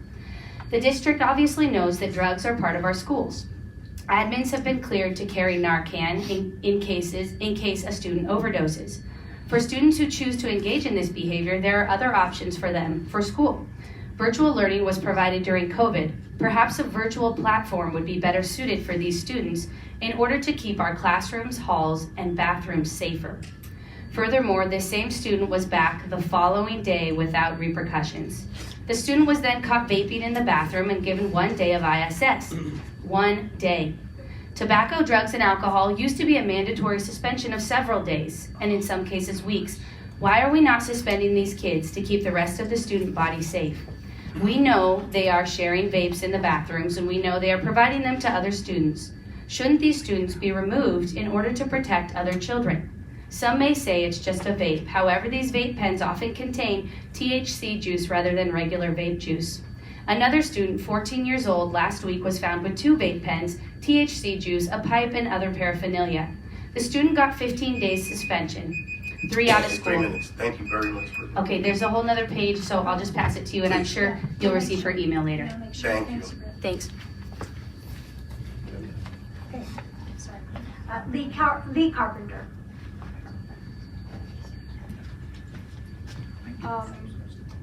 To start off, I'd kind of like to address something that was earlier addressed during the safety portion. There was mention that the student had already been detained when the report was made. I spoke with the sheriff personally yesterday, and this is just untrue. The sheriff said that due to the current state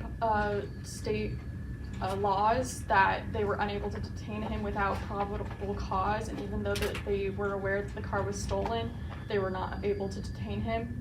On Thursday, I reported that someone had a gun on campus. I was made to walk by myself right next to the scene itself to get to the office and make a report. The suspect had yet to be detained. As soon as I had done such, I was shooed away, being told that they were too busy to deal with me. My mom texted me telling me she'd pick me up. Upon telling this to the office, I was interrupted and rudely told to wait outside. I'm a nursing assistant in training. I react quickly, I follow procedures. In an emergency situation, I put my trust in the adults. We're always told that we should listen to authority because they know the best course of action. So I sat outside. The friend of the gunman who had just been arrested was outside, and he quickly began acting erratically and violently, yelling and screaming at everyone around. The principal would tell you that they cleared the area. They did not. Me and other students were around outside, and there were several students waiting by the window. I was frozen, terrified, and scared that if I walked away or showed any reaction, he would lash out at me just like he had at the other students that were in the area. I was shaking and crying by the time my mom got there and took me home. Mr. Craig Johnson took no responsibility, did not apologize, and instead passive-aggressively told me that it was my own fault for being in this situation. You know you could have just walked away, right? Is what he said to me in a meeting yesterday. I've been so greatly affected by this that I have pulled out of CKHS and I'm going to do online school at Barker Creek instead. I struggle to even walk past windows or doors at nighttime without having a panic attack. Why is it that my senior year has to be ruined just because the adults meant to protect us are so incompetent in an emergency situation that we didn't even go into lockdown? The basics of emergency response is that time is important. Just minutes can make the difference between a healthy recovery or long-term brain damage. Just seconds can be the difference between a traumatizing situation and a fatal one. It took far too long for the information that the person had a gun to get to the police. In that time, we should have gone into lockdown. And yet the staff at CK don't so much as take responsibility or accountability when confronted. You are the adults. Get it together. Thank you. Jessica Rice.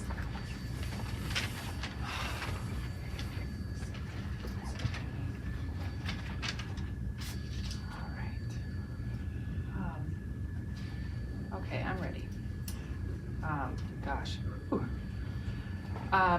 I wanted to come tonight to speak about the incident that occurred last week where the 17-year-old kid was able to access inside the high school, rob a student with a gun in his pocket, and return to his stolen vehicle that was parked backwards in the fire lane. When the sheriff was told about this vehicle,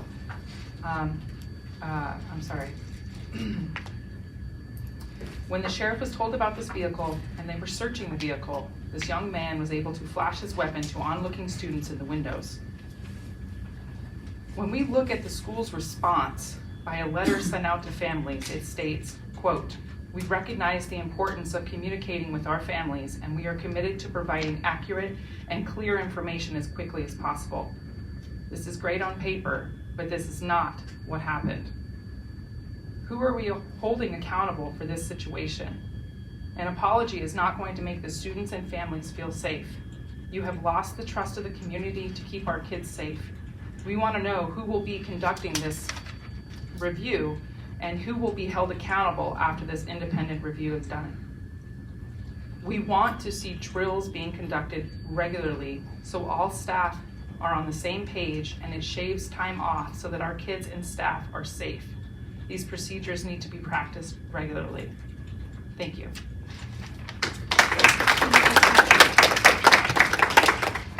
Rick Cuss. I'm sorry, Coos. Hello, my name is Rick Coos, and I am a father of 3 students that went to the Central Kitsap School District, and I'm a retired Navy officer, and I'm also going to be the next sheriff. Why I'm qualified to talk about school safety today is because my military training as the weapons officer and the training director encompassed anti-terrorism, force protection, and security force training. With that, we did weekly active shooter drills. I'm well equipped to understand what's going on and what's not going on in the Central Kitsap School District. Based on trends over the last couple years, I understand why the parents and the students do feel safe. I'm not confident that there's transparency from the school to the parents to let them know what is being done, who is being held accountable. With the proactive model, scan, analyze, respond, and assess, you identify the problems, you analyze those problems for root causes, you respond to those problems by making immediate, short-term, and long-term corrective actions, and then you assess what's been going on periodically to make sure you address any changes.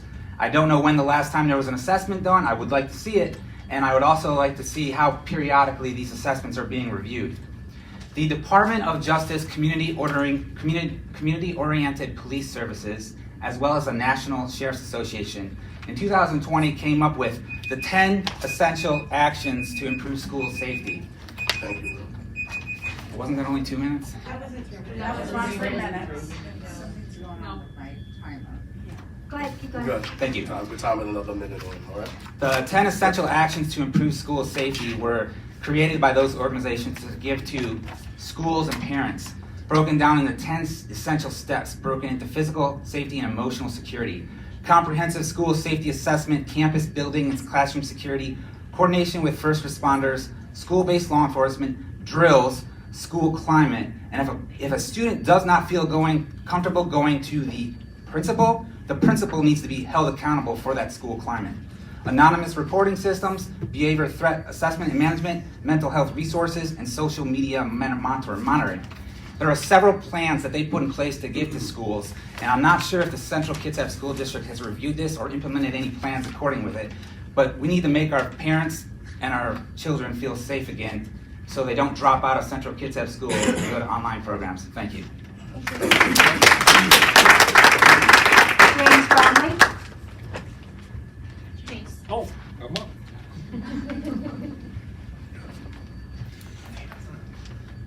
You'll have to pardon me. I'm an old fart who's lost most of his hearing. So, first off, I'd like to correct the record on something that Dr. Prince mentioned at the beginning of our discussion on what happened at CK High School last week. And I should have fallen out of my chair when I heard her say it. But it is not true that all school doors are locked during the course of the school day. On the morning that the incident took place at Central Kitsap High School, I was up at Ridgetop picking up my granddaughter to take her to an interview at Cross Point Academy. My daughter was able to walk right into the school, and in the 15 minutes that I was sitting out in the parking lot, I saw at least 2 other people just walk right in the front door. No problems, none whatsoever getting inside the building. And it's pretty obvious that doors weren't locked at Central Kitsap High School last Thursday either. Otherwise, you would not have had the incident that you had take place. So there are some obvious questions here.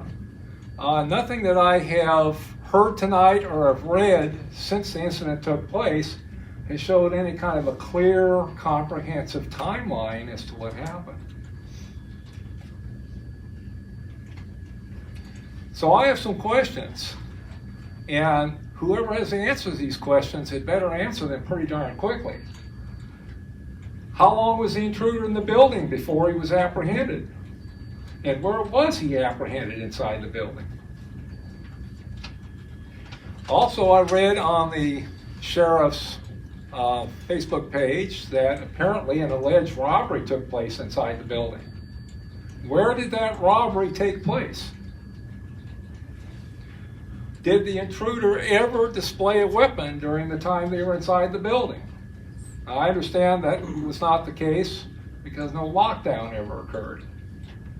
Also, we all know that the school district did not inform parents on this incident until very, very late in the day. I happened to get my email well after 5:30 that afternoon. So nothing new there. What I'd like to know is why the communication broke down. Okay? No one supplied an answer to that question yet, and somebody had better do so very quickly.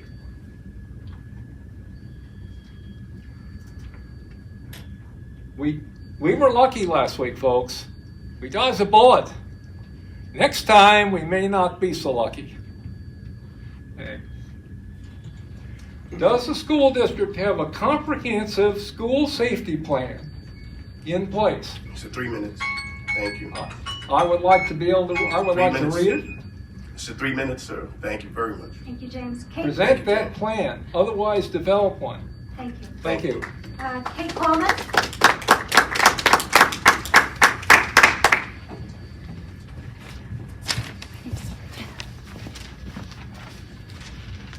Okay, I would also like to address what happened last week at CK. Just a revision from what a reminder of what the sheriff's office told us online for everybody to see. The suspect drove backwards through the front fire lane, left the vehicle abandoned, robbed a student in locker room, stole other items, exited the vehicle, showed a gun to a crowd gathered at the front windows, got back into the vehicle, all before the SRO approached the vehicle to investigate it being left in the fire lane. We heard from Dr. Prince. The school did not go into a lockdown because the presence of a gun was not reported until the Kitsap County Sheriff's Office had the gun secured and the suspect was under arrest. If we believe that, there is still precedent for locking down a CKSD school during the ensuing investigation. On May 18th, 2022, a 15-year-old was found in the Clahalia School parking lot with a gun and was peacefully arrested. The suspect was arrested at 8:10 and the lockdown was lifted at 9:40, a full 90 minutes after the peaceful arrest. However, we know that what was presented to us was not actually facts. Per the Kitsap County Sheriff's Office, the school staff then advised deputies that the 17-year-old had been inside the school and had robbed another student of some possessions. And, quote, thanks to students coming forward, the SRO learned of the earlier robbery and that the suspect had been in possession of a gun. This means that people in the school were aware of the threat and at least the first 3 steps of the ALICE procedure should have been triggered. Alert. There should be an easy way for students and teachers who witness these events to discreetly and immediately notify leaders of a threat, like a phone number to text. Lockdown. The lockdown should absolutely have been initiated from the start of the erratic driving behavior, and each incident that occurred after should have added to the threat level. Inform. Many teachers heard about the threat for the first time from students coming into the next period, and then they were left to wonder about the outcome and the safety status. This is either a failure to implement existing procedures or a failure to have existing procedures. Either way, this can't be fixed if it isn't admitted to and addressed now. Craig Johnson commented on trust in the Cougar Chronicle on February 28, 2020, when discussing his role in keeping students safe among the growing threat of gun violence in schools. He said, it doesn't work if we don't trust each other. Interesting words, considering just today he emailed that the walkout was over at 10:05 and then had to admit at 11:02 a.m. that plenty of students were still outside protesting when he first sent the email. How are we supposed to trust the administration and the district to do better tomorrow if they don't admit to the failings of today? I'll tell you how. Stop lying to us. Admit your failures. Do the work. Grow from this. Then explain to us how we can trust you to be better prepared to protect our children. It sure would be a shame to lose all that impact aid when military and DoD parents have to move their kids to another district to ensure the safety of their children.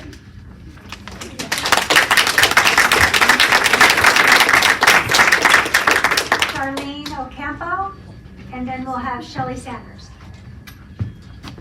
Good evening. I'm here today to talk about the issues, talk about the issue we have with school safety and what I would call a near miss incident in one of our schools. On Thursday, I read on the Kitsap County Sheriff's Office Facebook page that this morning at Central Kitsap High School in Silverdale, Washington, a 17-year-old male who does not attend the school entered the building with a loaded handgun. Preliminary information points to the male committing a robbery while in the school. No students or faculty were injured, and the suspect was quickly taken into custody by deputies. The investigation is still continuing, and updates will be provided as the investigation develops. There are no other outstanding suspects. As you know, parents did not get a timely text or a robocall saying that this event happened or was happening in real time. After I read the post, I called my friend who has children at Central Kitsap High School to see if she had heard about what had happened about an hour ago based on the Sheriff's Department's post, and she said no. She was surprised about the screenshot that I sent her and called her child immediately.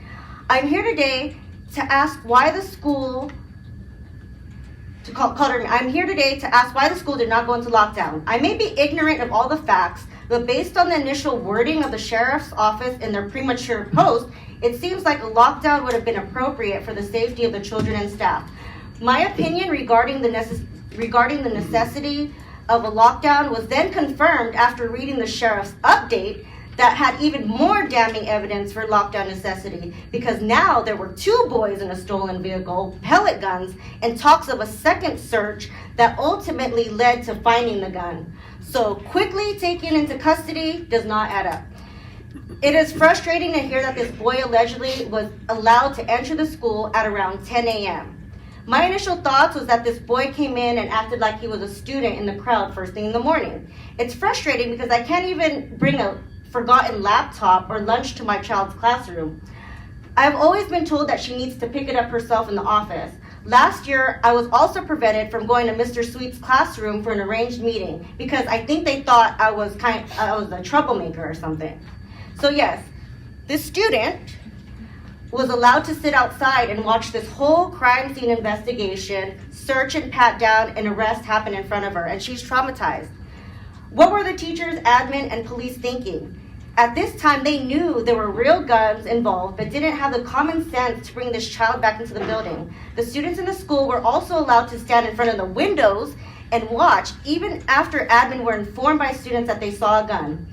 Anything could have happened. Gunfire could have broken out because there was 2 suspects. She was sitting there watching it. So this is an epic failure.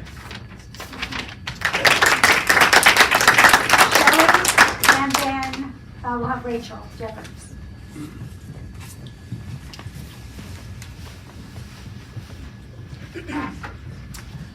Good evening. Can you hear me? I am concerned about the recent gun incident at Central Kitsap High School. This is the second gun incident that has occurred in our school district over the last 6 months. There was a gun incident at Klahowya in the spring. The event surrounding the incident at Klahowya was very similar to what occurred at Central Kitsap High School, with one exception. This time, the person with the gun actually entered the school. In the most recent communication that went out from the Central Kitsap Administration Office, the last paragraph states that the administrators will be doing a debrief and corrective measures will be taken. This process should have already been completed after the KSS incident. The communication plan after the incident at Klahowya was poor. Once again, the communication plan was horrible. In addition, a lockdown did not occur. Why? There are 2 things that should have been priority. 1, protect the children, lock down the school. 2, remain in lockdown until the perp was removed from the premises. That did not happen. I had an opportunity to talk with a couple of sheriffs last night at a function and was told that the district asked law enforcement if they should lock the school down. Why is administration asking the sheriff what they should do in those types of situations? This is another example of the lack of leadership in this district. It appears that the safety of our kids is not your priority, even though it is priority 2 of your strategic plan. I have attended meeting after meeting where you have pushed your social and emotional learning agenda. You guys have done more harm to our kids' social and emotional learning by not protecting them. If kids don't feel safe at school, they will not learn. We are tired of you apologizing for missteps and lack of judgment. The board is supposed to hold the superintendent accountable, not make excuses for her. This is a leadership issue, and I would like you to address it. Thank you.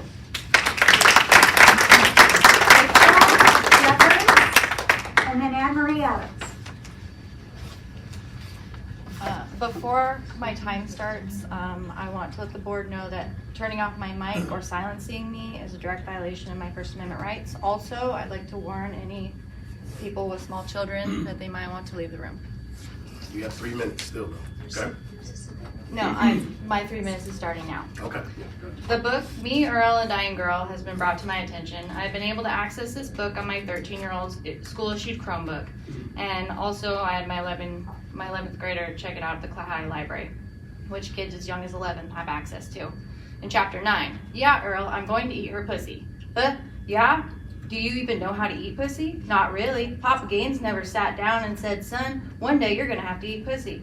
No, but he did tell me how to eat a butthole.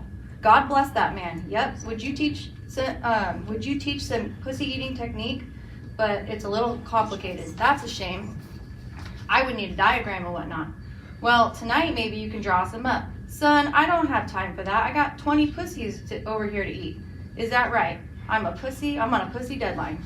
Chapter 26. Suddenly, Miss, excuse me. Just online. You just have some youth online in the That's all. If the children can, Hey, listen, read that. this is I from allow, the library. listen, I allow that many, right?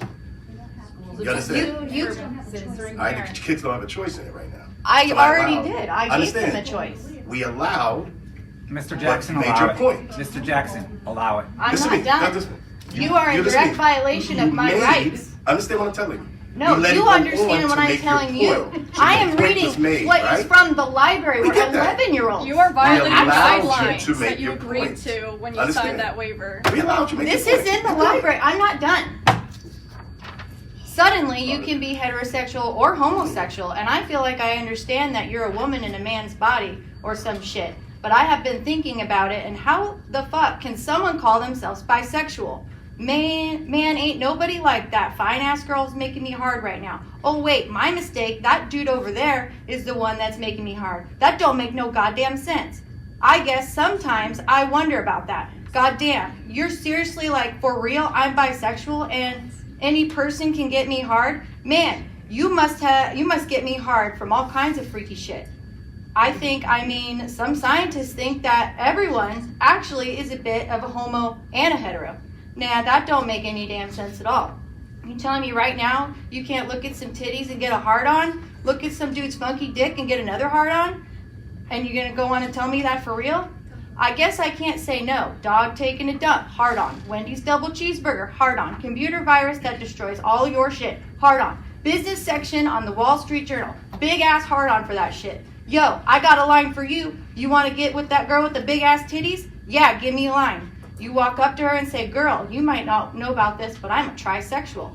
Okay. Girl's like, what the fuck? Yeah.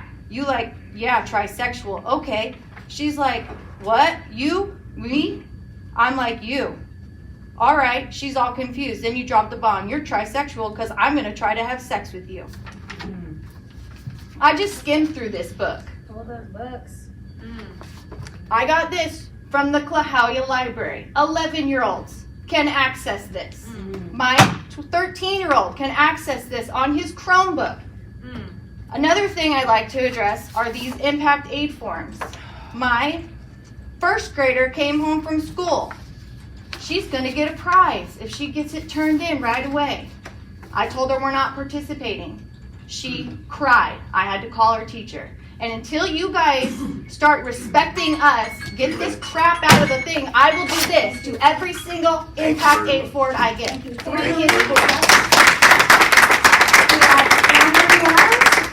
we have Melissa Cougar. Anne-Marie? Yep, I'm coming. Probably sign those parent pledges I gave you last time. But I bet you won't. All right. So I wanted to address WASDA General Assembly and the fact that WASDA suggested that their legislative reps from every school district vote no on parent rights. I handed you a parent pledge last meeting. I didn't receive any of them back, nor did I receive a phone call, hey, come pick it up or can we talk about it? And as we've seen tonight, you don't give a crap about the parents or the citizens or the taxpayers or the biggest stakeholders, the students. Cassie, thank you so much for speaking up and speaking honestly about what you experienced, because that's the stakeholder, our students. Oh, you're nodding. Yes, I am. Yeah, but you guys do not respect them. Eric is 100% right. Muscle memory when an incident happens. And you have not practiced as a district enough to have muscle memory. As a teacher who lived out in Portable City with my special education kids in Kent, we were practicing intruder drills 22 years ago every month, just like a fire drill. And my kids out in Portable City knew, we're just standing targets, Miss Adams. We're out in portables. We had muscle memory. My K through 6th graders had muscle memory. Your high school, no muscle memory at all. We have a problem. We have red flags all over the place. No, you didn't say the right things over the intercom, because if you had a script, you would know what to do. That's what a standard operating procedure is about. There is a binder and you live by it. Maybe that's just a military thing, but it's not, because I have a standard operating procedure even for things I do with my toddlers. So, what are you going to do about airdrop threats? What are you going to do about airdrop access to students? We had a big issue last spring with some video being airdropped to CK. I believe the threats were also airdropped. So we have a problem with that. We also do not address student behavior and removing the students who are continuously causing behavior in the classroom, in the hallways, threatening students. Instead, we tell our students, you should have empathy. Understand where the bully's coming from. You know what? As a fourth grader, I had to defend myself against a bully. And boy, those recess duties were not expecting to pick me up off of the ground all muddy. But guess what that bully stopped doing? Causing behavior issues. Oh, and she's a best friend of mine. So we ended that problem. But instead, we tell our kids, let's use social emotional learning. So for you parents, November 7th, Moms for Liberty will be having a workshop on social emotional learning with a subject matter expert. 5 p.m., November 7th, above Chico Pizza. You are more than welcome to attend and learn what SEL really is about. Good luck. Oh, 3 seats are up for election, 2023. I got it. Thank you. Let's remove some of these people from office. Melissa and then Joy Paul.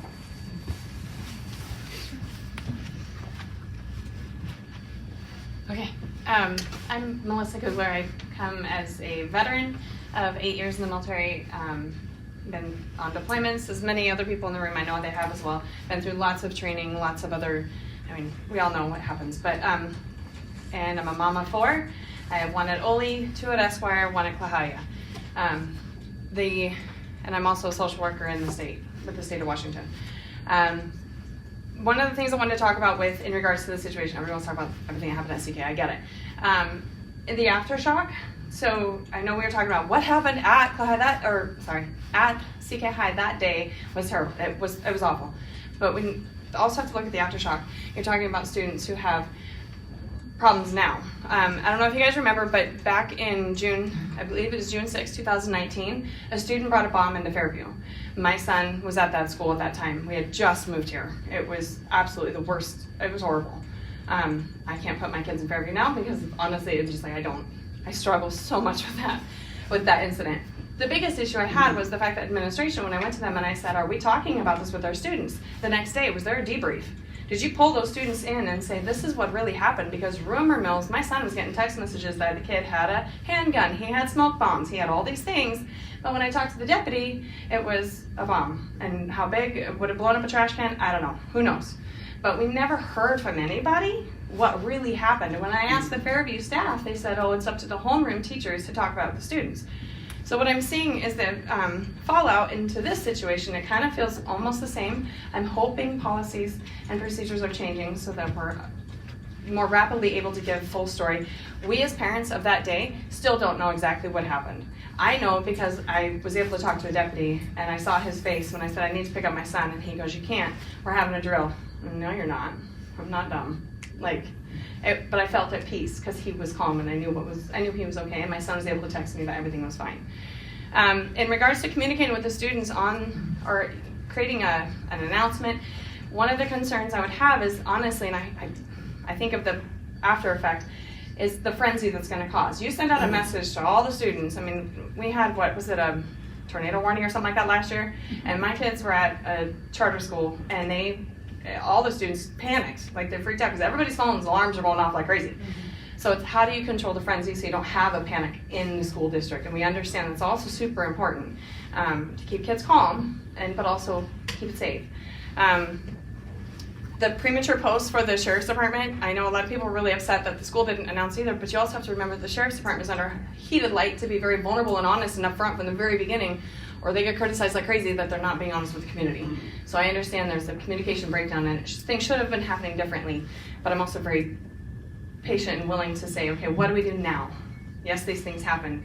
And if you guys are ever interested in having a team of parents willing to partner, I would love to communicate with somebody and say, here's our ideas as parents and can we partner with you guys? Thank you. Thank you.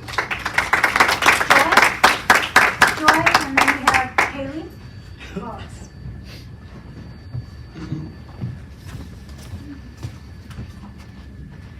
Good evening. I I have a handout for the board as well. I'll make sure that you guys get that after. It's not a problem. Oh, can you take it down or? Sure.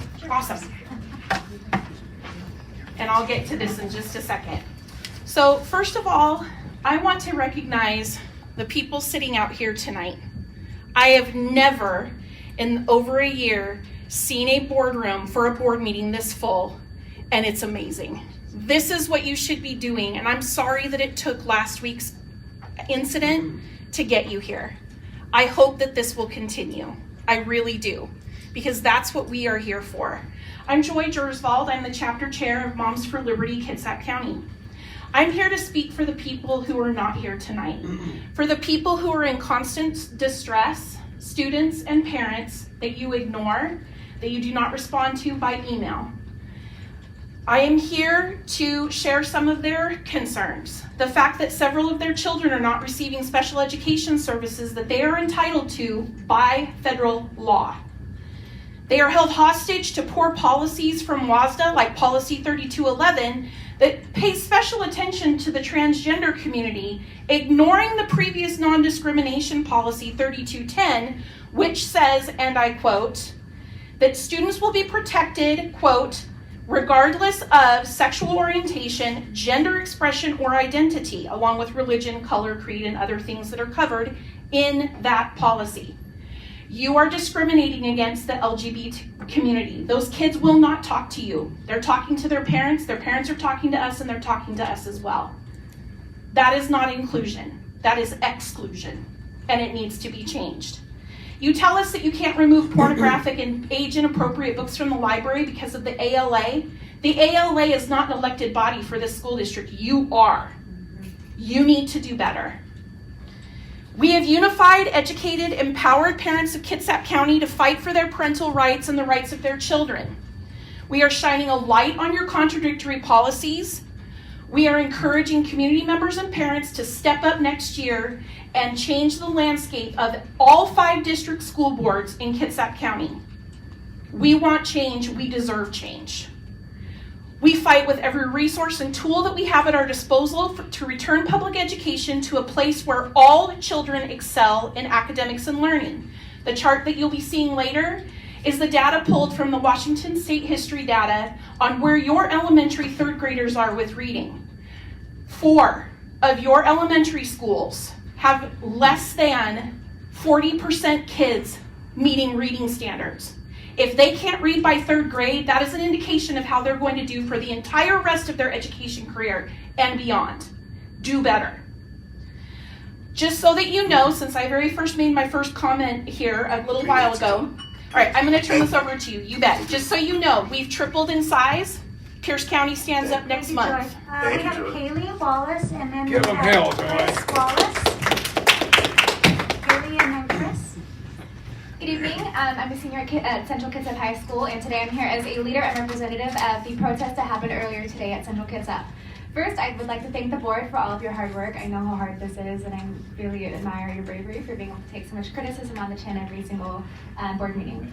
I had the opportunity to speak with Principal Johnson and the Security Resource Officer Hedstrom for quite a while following the protest today, where they explained to me that the lack of proper work on the Sheriff's Department's end, paired with the lack of student reporting, was what kept the lockdown and discovery of the firearm from happening. This is deflection. The CK administration, as well as the SRO, should be diligently enforcing the security protocols already in place at our school, and the fact that it's not is shameful. The CK office should be checking every single student who walks through those locked doors, ensuring that they aren't letting a threat through to the students. Instead of accepting this blame, they choose to deflect onto the police, who also made critical errors in handling of the suspect. SRO Hedstrom reminded me countless times during our meeting that the main goal of the district and school is keeping us safe. He also told me that he was completely unaware of the fact that the suspect was on campus until he was taken away in handcuffs. How on earth is that the police officer? How on earth is it that the police officer specifically hired to keep us from harm did not get access to this information? How is it that the office administration did not get access to this information? Dr. Prince, as I mentioned to you earlier today, you were there. At the very least, you should have been aware that an intruder was on campus. Every administrator claimed that a lockdown did not occur due to a lack of info. Wouldn't that constitute one even more?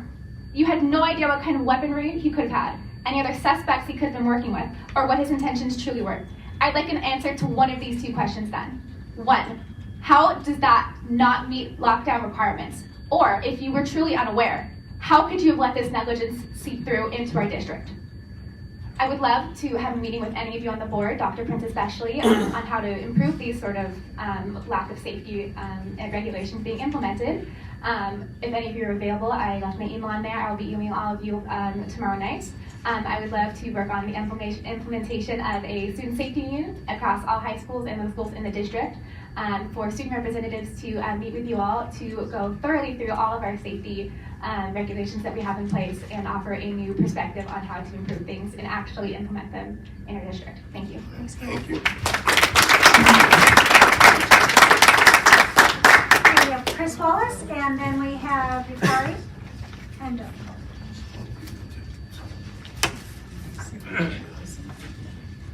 So the reason I'm here today is to talk about why Kaylee was talking to the resource officer and Principal Johnson today. And that was because of what happened at the protest. I think that you guys have a very difficult job, and information is key. If you don't have the information, you can't make good decisions. And I think that you have an individual at that school that's not giving you accurate information. I know he's not giving the parents accurate information. An email went out saying that the protest was over. That email was read at the protest because it was still going on. After that, a revised email went out saying that the protest is over, there was an altercation, and that it was because of miscommunication with a student that wanted to speak that was denied access to the megaphone that my daughter was holding. A third email went out later in the afternoon, going over it again. I talked to Mr. Johnson. He met with my wife, he met with my daughter. The answer was we needed to give a quick response. Accuracy wasn't as important, apparently. There wasn't a student there that was denied access. He rushed up, pushed people out of the way. One girl got hit in the face. He grabbed the megaphone from my daughter, yanked her out into the street, shoved it into her chest, ripped it from her hands, slammed it to the ground and broke it, and was then detained. And this is a student in the email that says he was being cared for, not my child, not the child that was punched in the face by this child. Yes, we're pressing charges against this child. However, we need to. So whatever information you're getting from Principal Johnson, you need to fact check it. If you like, he might not like it, but there's a video that shows all that. Not me telling you, me watching the video. I have the video, my daughter has the video, she'll give it to you. Like she said, you got her email. You guys have the knowledge, now you gotta do something with it. We don't trust you as parents, not you. We don't trust the school as parents because of the information we're getting. You guys are getting that same information. Now that you have that information, you guys gotta do something with it. Thank you. and then Marwan Cameron, and then Paige Jarklin. Okay. And for the sake of time and with the people online, how many we have online? We've got 10 people. All right, because I want to make sure that the people online, so we're not going to accept any more blue cards, just so that we can go to the people online and allow them to have their time as well. Okay? Hey, Kari? She's still. Yep. Kari, Hendo? And then we'll go to Marwan, and then we'll go to Paige. Sorry.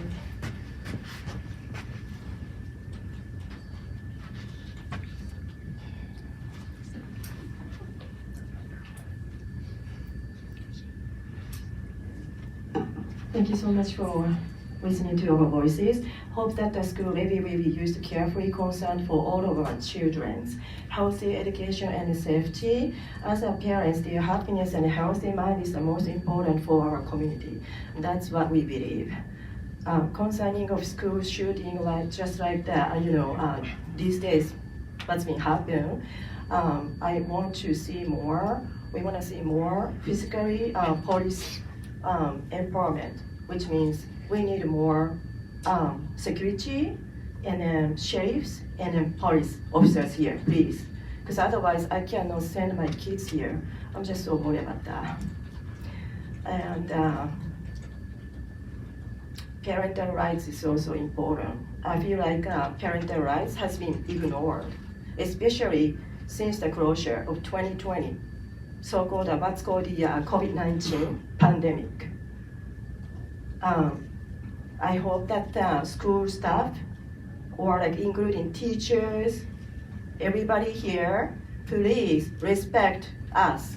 Please respect parents, because we are the one. As a mom, I have 3 kids. I gave a birth of them, and I'm sending them school, and I want to see more kindness here towards parents. And we are the taxpayer. Please understand that. Also, I didn't know that I was so busy last time. I have no idea. When I came here, it was like a month ago or 2 months ago. CKSD Board Meeting has changed the location from here to Silverdale. That's what I heard from my friend. I have no idea. When I came here, it was rock, without posting or anything that the location has changed. I was so shocked. I was ready to speak out one thing, but I had no chance, and I couldn't go to Silverdale. I didn't know where. So please, next time, if you change your location, please post the at least post sign there so that we understand that. And I'm so sorry to say, because I didn't check the email on that day. I was so busy, and I asked the 2 ladies here, workers here, and asked them where they went. They treat me just like not respectful. They asked me, did you read your message? Did you open up email? I said no. I didn't have no time to do that. And then they told me, we already sent out the email where and what time. We changed that. But everybody here are pretty much busy parents. We are the taxpayers. Please understand. Please understand our situation. Thank you so much for listening to our voice. Thank you. Marlon's next, and then our final in-person will be Paige.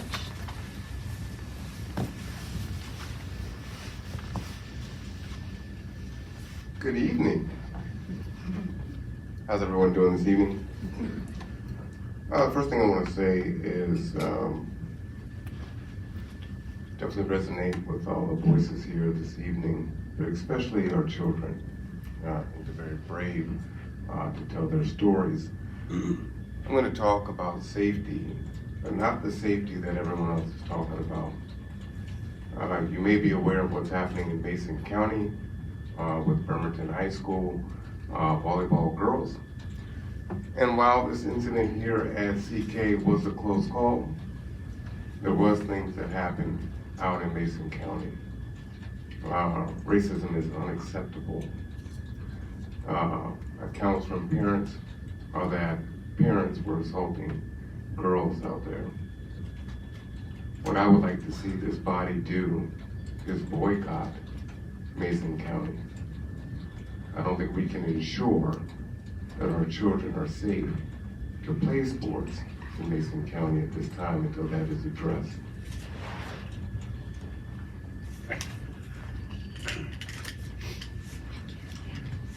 My daughter is in junior high, she's at Ridgetown, and she's in sports now. And I can't be at every event that she's at. And seeing what these girls have gone through, some of the students here talked about their experiences. But the children at Bremerton High are having nightmares, sleeping with their mothers. Do I let my child play sports, go to Mason County? She shouldn't have to make a choice on not playing. So I would ask you to consider standing up for the Bremerton High School children and other children that are facing monkey noises being called the N-word, being assaulted. Thank you for your time. Thank you. Paige?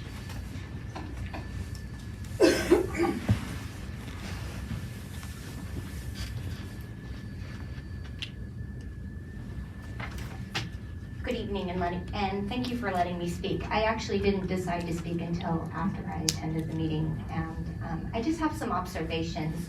I'm the grandparent of 5 children in CK School District.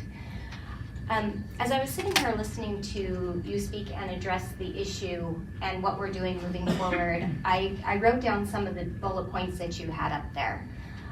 We're going to have an independent review.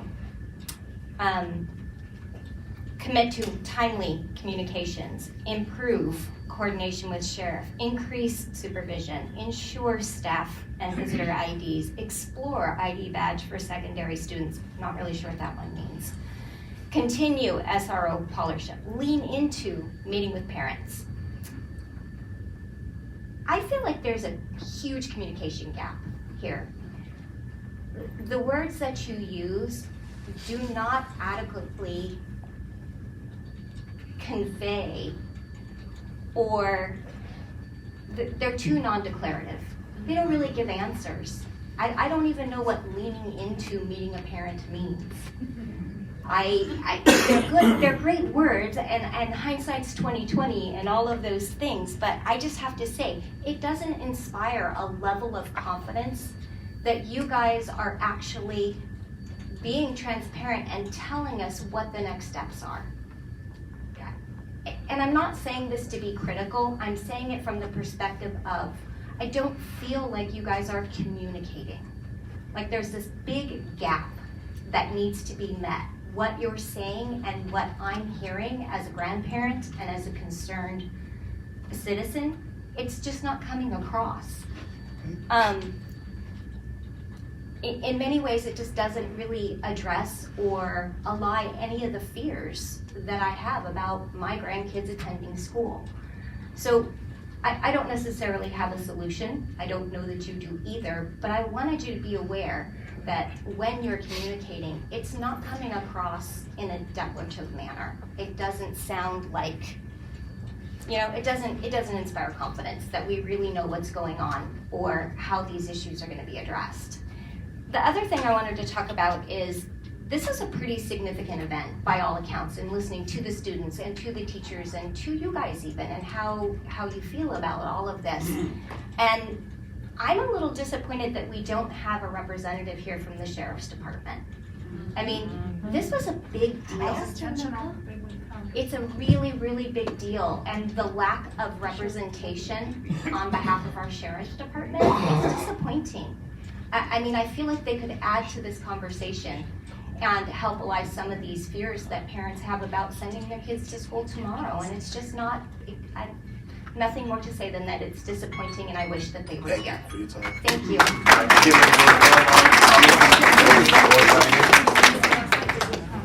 Okay. So we're going to online comments now. Athena. All right, we will now accept comments online or by phone. For those of you that are on Zoom, the name of the online comment form must match the login name. Please raise your hand and you will be promoted to a panelist.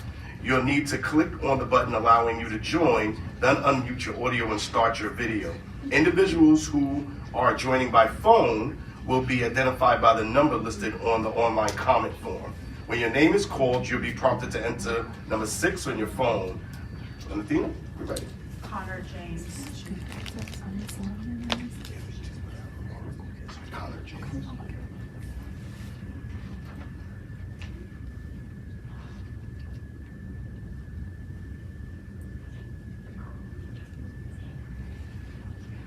Connor, are you there?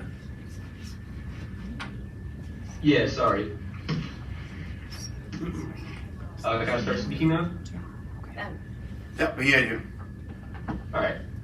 What happened at Central Kitsap High School last week was appalling. The lack of communication, the lack of safety, and the complete disregard of students and staff is inexcusable. There was no lockdown. Our resource officer stated the situation was handled swiftly and a lockdown was considered unnecessary. But is that really the case? A person with a gun was roaming in the school for who knows how long, while students and staff were held clueless. It doesn't matter how quickly the officers got to the individual, every second counts. A second is the difference between life and death, the difference between secured safety and spilled blood. It is crucial that students and staff are kept updated at every moment. Why is this seemingly impossible for Central Kitsap High School and other schools in the district to provide? We have a right to know. We deserve transparency. Thank you.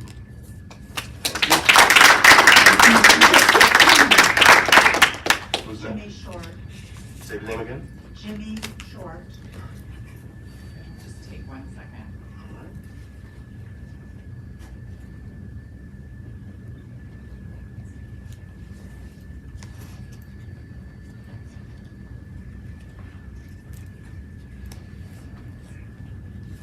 Jimmy Short's not on. Next is Chris Wallace.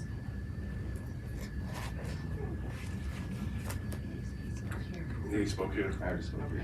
Okay, all right, I got you. Good. Holly Stoll.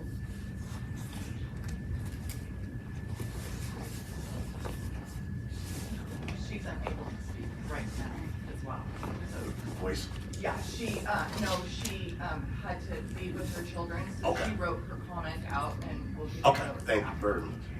Next is Nicole Carpenter. Here.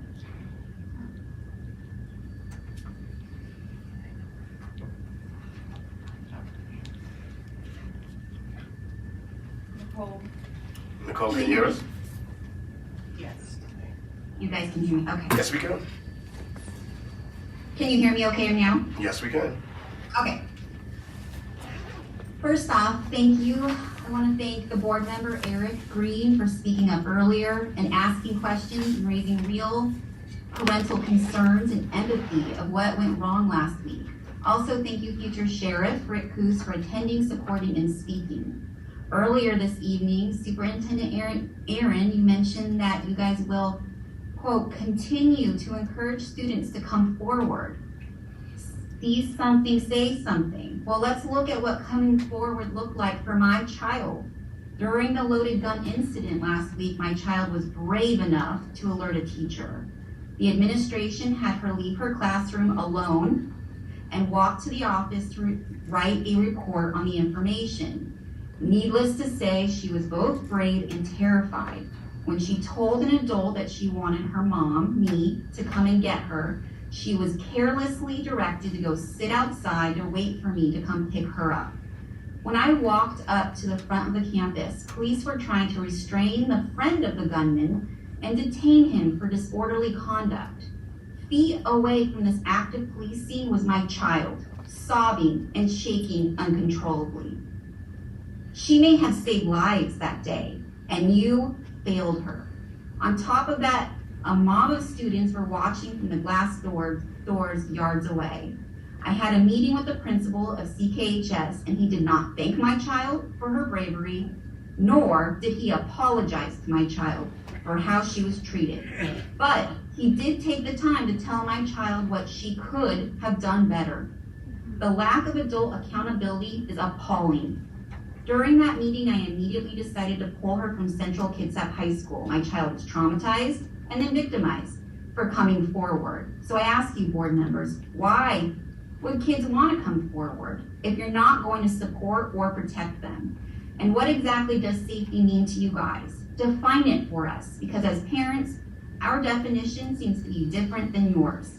Child safety has not been a priority, from the physical safety to the child protection from pornographic content that is more sexually explicit than Playboy ever was. This means this school district standards are lower than Hugh Hefner's. Think about that. And the physical safety standards put our children at high risk last week. I am mad and I am heartbroken for my kids. Do better.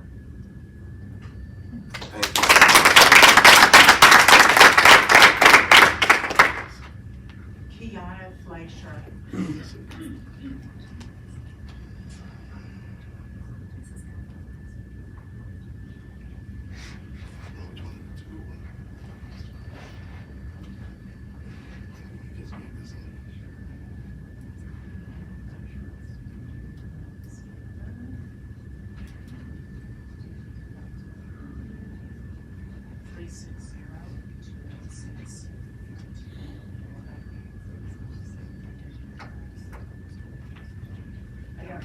Kiana on there, so Okay. Jordan.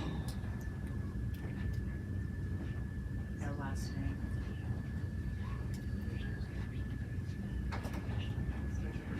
I have a Jordan.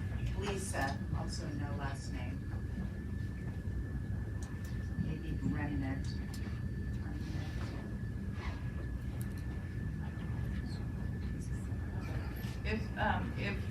If you are set to talk tonight online, please raise your hand in the Zoom so that we can find you from the list of attendees. Okay, I will go back to Kiana Fleischer, who's in the room.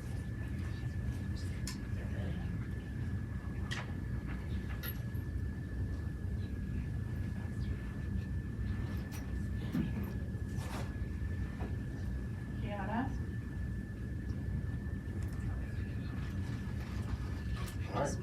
Yes. I'm not sure if you guys can hear me. We can't hear you. Yep. Oh, You can hear us? that's awkward. I'm so sorry. We got you. Okay. Go ahead. Okay. Hi, my name is Kiana Fleischer, and I'm here to talk about how the school handled the issues on Thursday, October 20th, along the lines of race. Even though we did not have all the information at the time, but we was being seen as a black teenage male being detained by 3 white officers. I know myself and many of my fellow black teens were disturbed by what we were seeing and how the school handled the issue. And at the very, and I'm sorry, and how the school handled the issue. And at the very least, many things that could have been handled, like advising the police officers to handle the situation somewhere else that wasn't in front of the school, keeping students in the building and restricting them from walking outside, closing the lunchroom line so that it wasn't broadcasted as some type of television show for people's enjoyment, all while telling students to not record or post anything about the situation as if it were funny. At least keeping students in the classrooms. The school did not think how this may affect students of color. It is no secret how black people are seen by the world and the challenges we face, prejudice and racism being one of them. And when seeing a situation like such, which occurred Thursday, being a black person, your mind automatically goes to how will this end, along with how will others see as people of color now when witnessing something like this. The school had no problem trying to keep under wraps the kid who brought a BB gun to school who happened to be white, or the grown man who walked in the building a couple weeks ago chanting Jesus will save us. But yet when it came to this young black man, why wasn't more done? Many of the staff here is white, and while there are some who can see our pain, at the end of the day, they won't understand what it's like being a black student and seeing someone who looks just like you in that type of position. The school has one job, and that is to make us feel safe inside the school. Yet safety is more than just a physical thing. It is also about making us feel emotionally and mentally safe in these situations, something which they did not do or even consider doing. It was no secret what was happening. It just so happened that the superintendent, Aaron Price, or Prince, was in the building that day doing interviews for journalism while she could have been doing something regarding the safety of the students. And that is all. Thank you very much.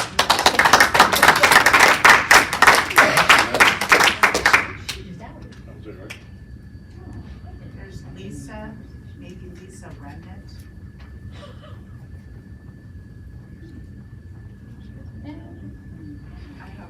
It's also important if you sign up to please put your name in your Zoom, when you log into Zoom, please name yourself something that we can recognize. So, great.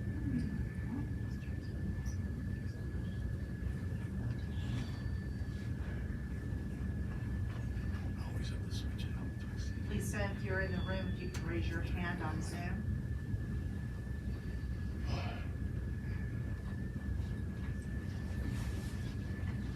Mike Hunt.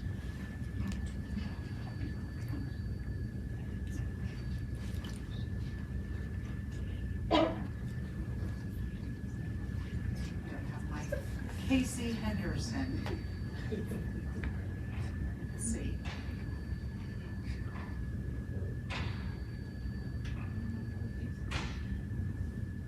Kaylee Wallace. And Mrs. Kellogg.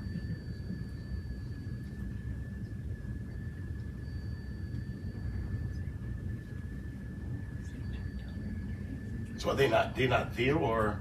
They're not there? They're not there. So I have Okay. one person with their hand up that just says Zoom user, but I can't tell who that is. Yeah, we have to make sure that they're Zoom. Yeah. We apologize because it just definitely does just have to be notified with the name so we know what we're putting on. Right. We did miss one blue card. One more. Oh, there's one more? Yeah. Okay, Rosa gotcha. Wade.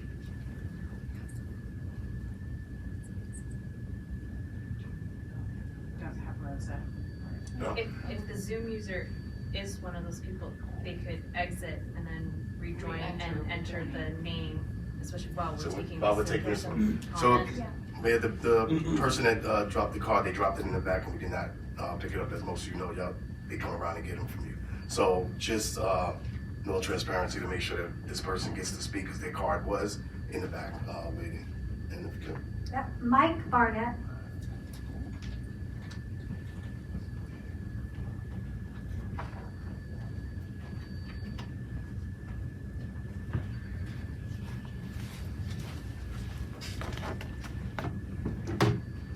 My son was the victim of the robbery at CK last week. My son bravely reported the incident and had confidence that he would be protected. The Kitsap Sheriff Department carelessly rushed the information out on Facebook about the gun and the armed robbery, and particularly of my son.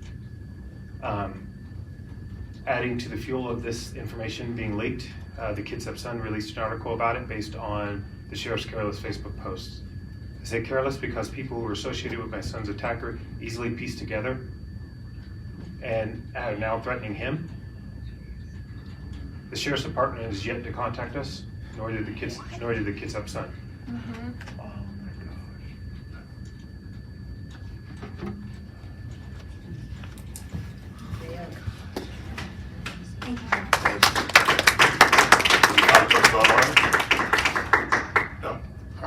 I want to thank everybody that spoke. Definitely, courage, and thank you for showing up and speaking up for your children and the advocacy that you guys are doing on behalf of how you feel to the board. The board does appreciate the comments that comes through, and it gives us a lot to think about. So thank you all. All right, we do have information on November 9th, 2022 study session. Are there any questions or comments for the study session that's up? I think that's just what the student progress in K-5 students and the special education review, inclusionary practices and budgets. And we thank everybody that came to our session the last time. It was good that the information. And then just quick follow-up on miscellaneous for the board, because I just want to make sure that we do move along with it. So any items required follow-up? I have a few, but yeah. Okay. No, there's no follow-up for it. Anybody else? All right. Thank you. No more items required follow-up. Call this meeting is adjourned.